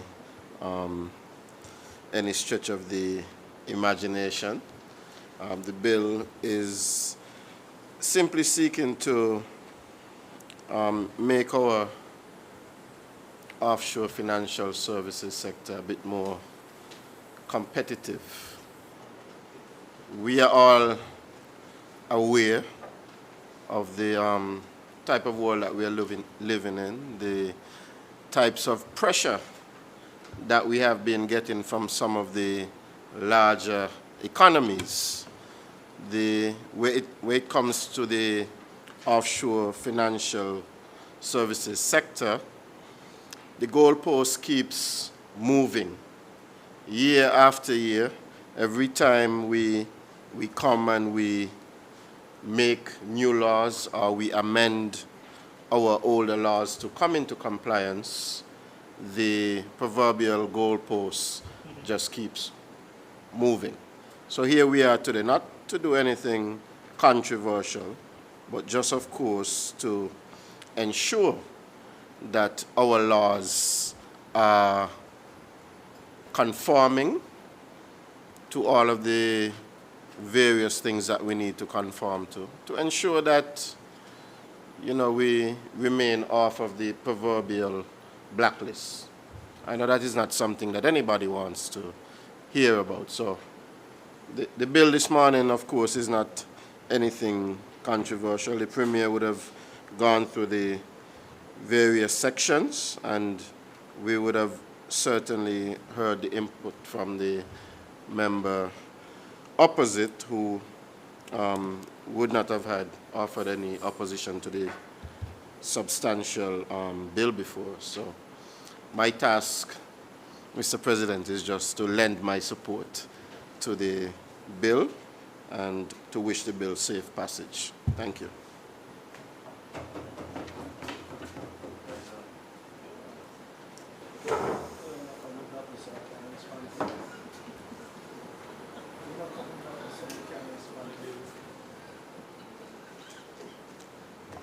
Mr. President, I rise to conclude the debate on the second reading of the bill shortly entitled the Nevis Limited Liability Company Amendment Bill 2002, and to thank the members on this side of the aisle for their contribution, and to note the concerns raised by the honorable member opposite.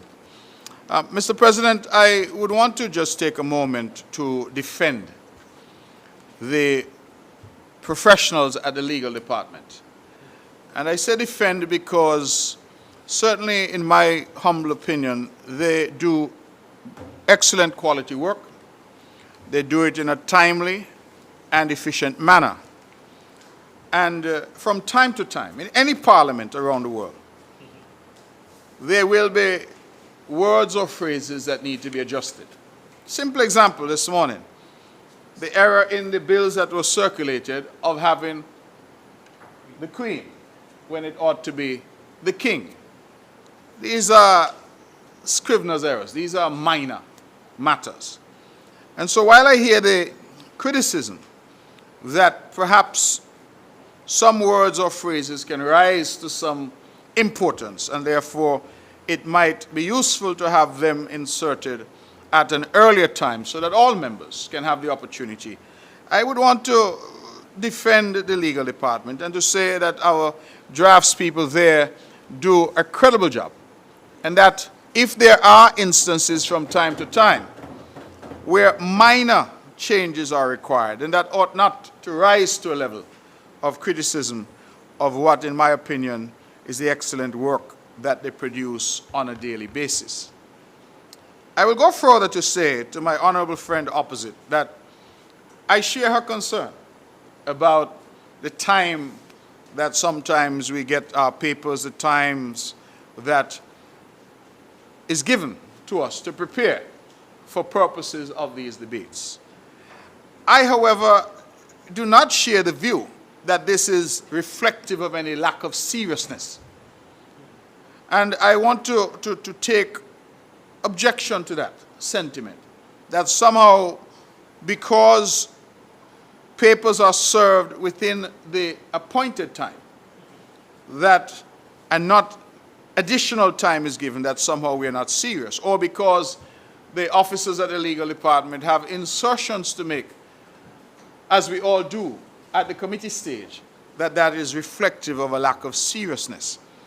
I hear the view expressed that the member opposite does not have the benefit of an explanatory memorandum. Maybe that is something we can look at to share with the member opposite, so that the member opposite will know what it is we are talking about when we come here. But, Mr. President, I want to make it clear that I sat for some time on the opposition benches. And you have to prepare yourself.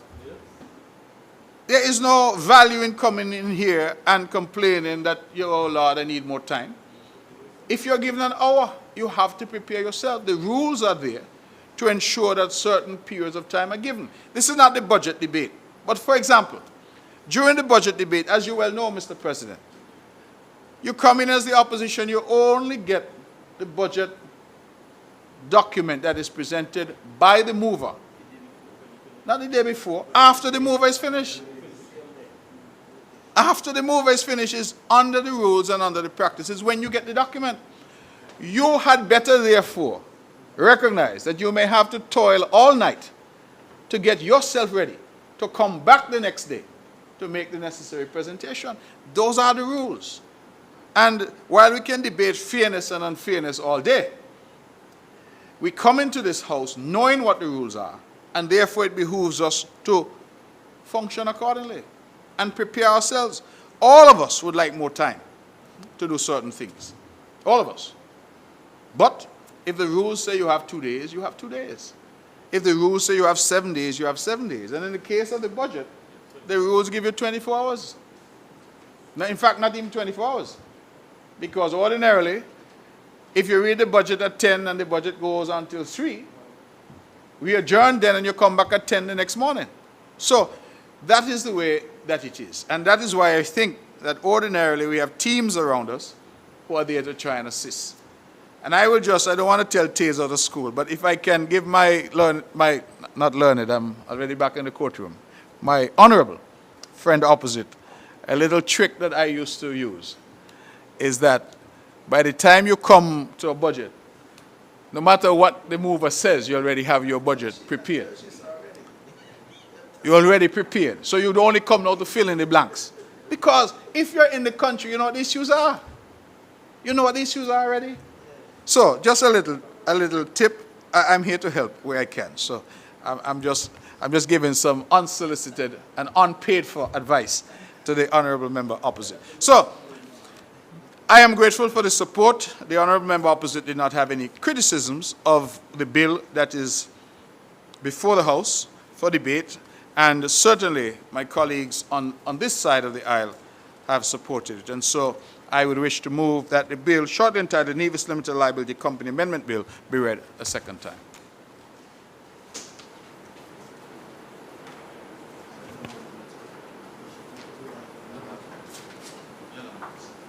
Mr. Speaker, I rise to second the motion.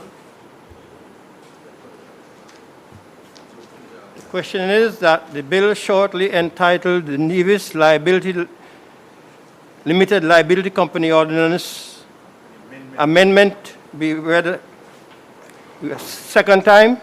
Those in favor? Aye. Those against? The ayes have it. A bill to amend the Nevis Limited Liability Company Ordinance Number 2 of 2017 and for matters related thereto or connected therewith. The bill has been read a second time.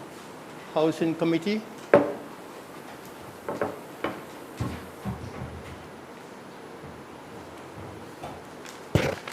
Clause 3.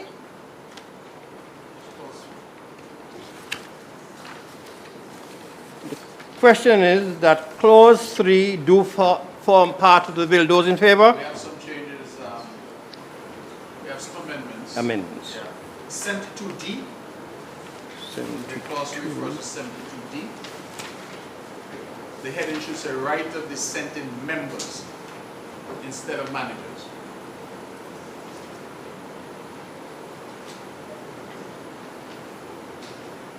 At 72E, the heading, procedure to enforce members' right to receive payment for. The word for should be inserted for interest, cash, or consideration. 72E, subsection 5, that should say, there's a typo, it should say within 20 days. So the G should be removed.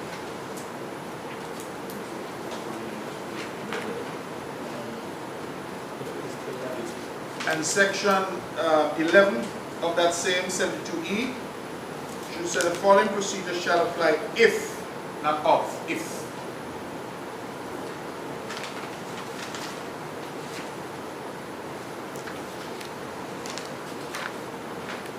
Those are all the changes that have been given. And then say, Huh? change to king. Oh yes. Well, we'll get to that when we come to the heading. This is section 3, yes? Those will be the changes. Section 3D. D. Is it the intention for it to be the managers or members?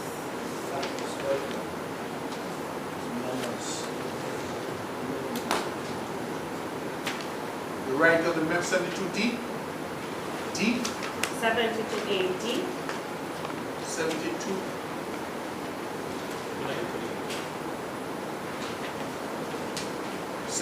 D would be the members who have the right to be paid for their interest.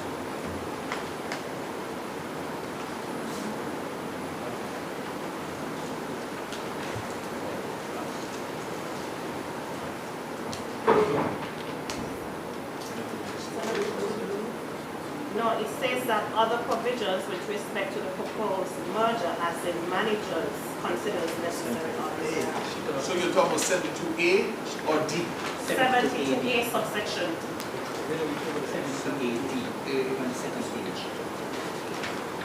Subsection D.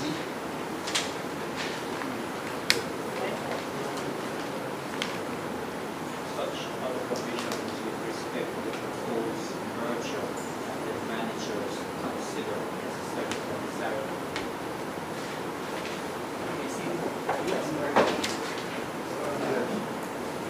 Yeah, I see.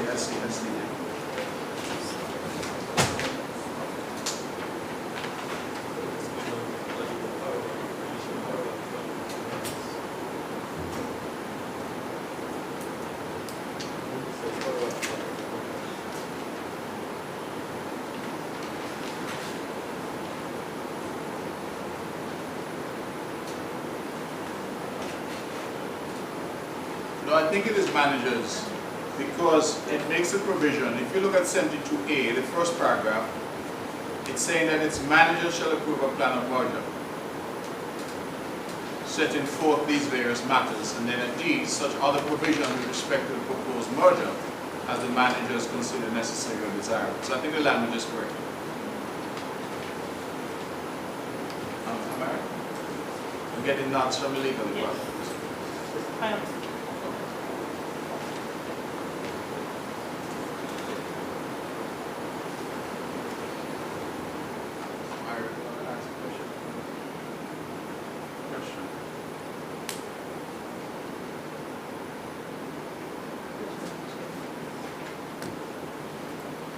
Question is that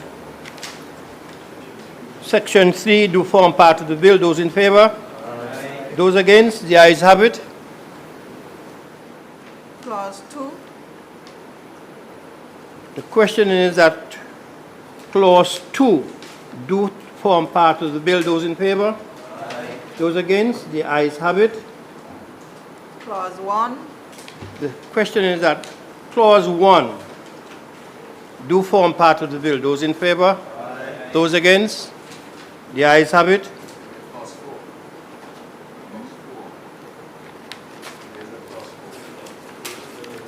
Clause 4. The question is that Clause 4 do form part of the bill. Those in favor? Aye. Enacting clause. Now, the enacting clause, we just want to change queen to kings.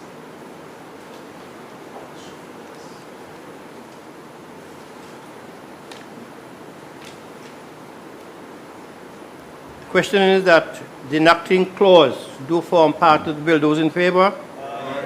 Those against? The ayes have it. Title.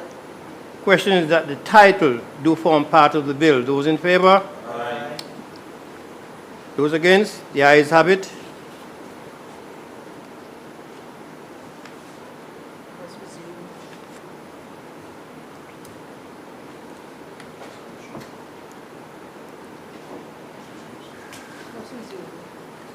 Yes, the House resumes its sitting.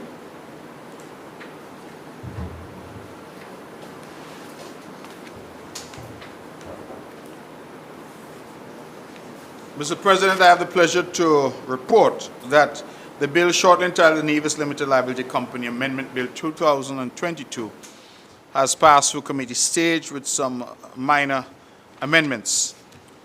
I would therefore at this point ask that Standing Order 57 be suspended so that this bill can be read a third time and passed, and to indicate that the necessary fiat from Her Honor, the Deputy Governor General, has been received. Question is that the bill has been seconded already? Yes? Yeah. Mr. President, So I that- rise to second the motion. Question is that the motion is that the bill be read a second time and third time and pass. Those in favor? Aye. Those against? The ayes have it.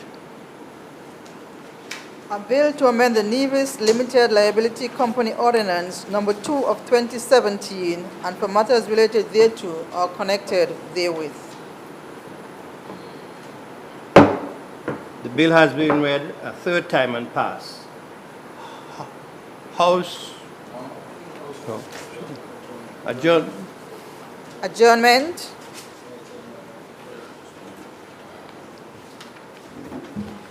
Mr. President, I rise very briefly on the adjournment just to thank my colleagues on this side of the aisle and my colleague opposite for the congratulations extended to me, and also to thank you, Mr. President, for the very kind words on the award of the honorary doctorate from the University of Bolton. I should say it was a very proud moment, not just for me, but in my view, for the island of Nevis and for the wider Federation. And the proudest moment for me at that ceremony was when they played the St. Kitts Nevis national anthem. There were only 2 individuals awarded this honorary doctorate, and I happen to be one of them, and I am truly humbled that we have had the opportunity. I keep saying that no matter where we're from, it really ultimately doesn't matter. All that matters is where we're going. All that matters is our ambition and the extent to which we're prepared to work hard and to succeed. And so I thank the University of Bolton for the honor, and I thank you, Mr. President, and my colleagues on this side and on the opposition benches for recognizing and applauding this significant award, not just for me, but for the island of Nevis and for the wider Federation. Thank you, and God bless you.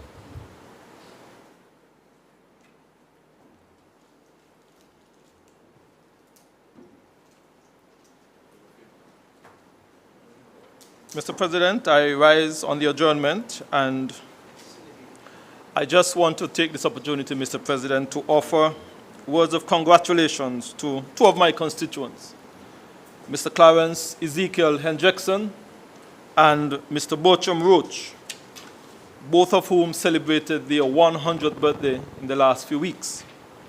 And I believe, Mr. President, that their contribution to our community and to our island will be documented and recorded with a stamp issue in the next few weeks. So I want to say to them, Mr. President, congratulations, and I certainly want to wish them Godspeed as they celebrate their 100th birthday. Mr. President, I want to also use this opportunity to offer my condolences to the family of young Eldre. We would have all been horrified by the incident of the dog attack on this child. I am aware that his body will be laid to rest today, Mr. President, and I want to use this opportunity on behalf of my family and on my own behalf, and certainly on behalf of all the people of St. Paul's, how saddened we are to have heard and learned of that incident.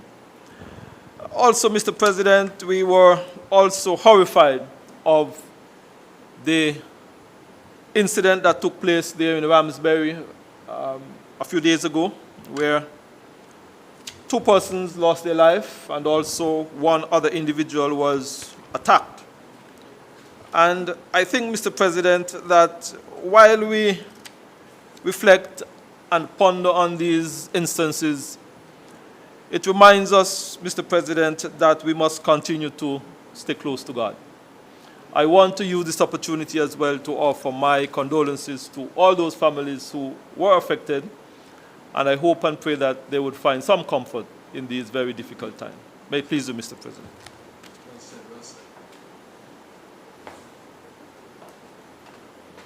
Mr. President, I also rise on the adjournment to extend my heartfelt condolences as well to the Liebert family as well as the Manners family on that tragic incident that took place with young Livian Manners there in Pond Hill. And I also want to wish them Godspeed at this point in time. I know it's a very difficult time for them, and I trust that God will continue to hold them in his embrace during this very difficult time. Thank you, Mr. President.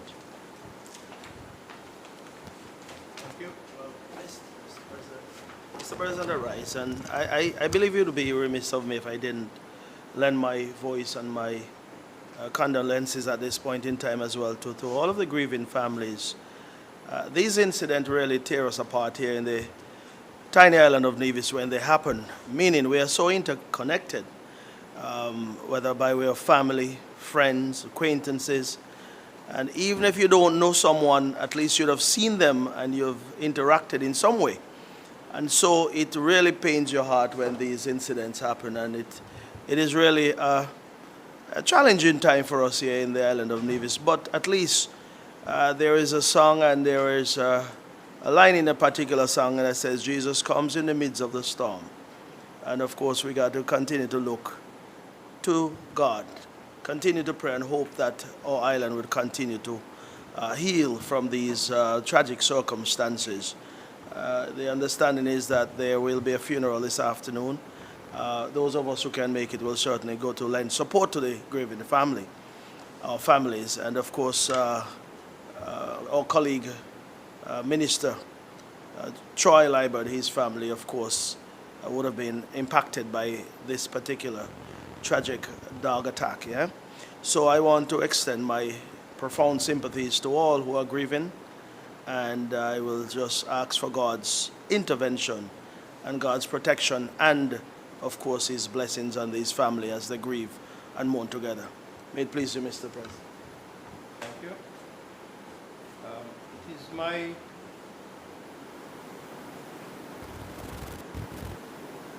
pleasure to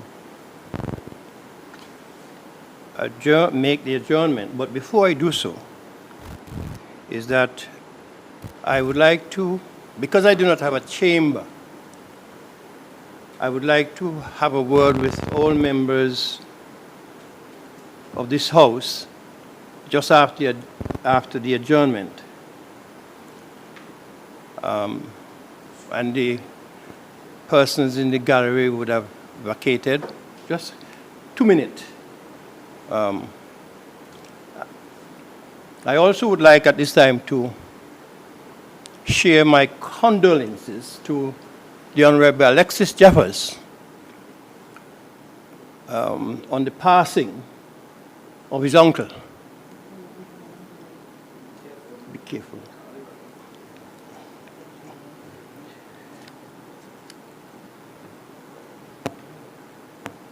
This House is adjourned sine die.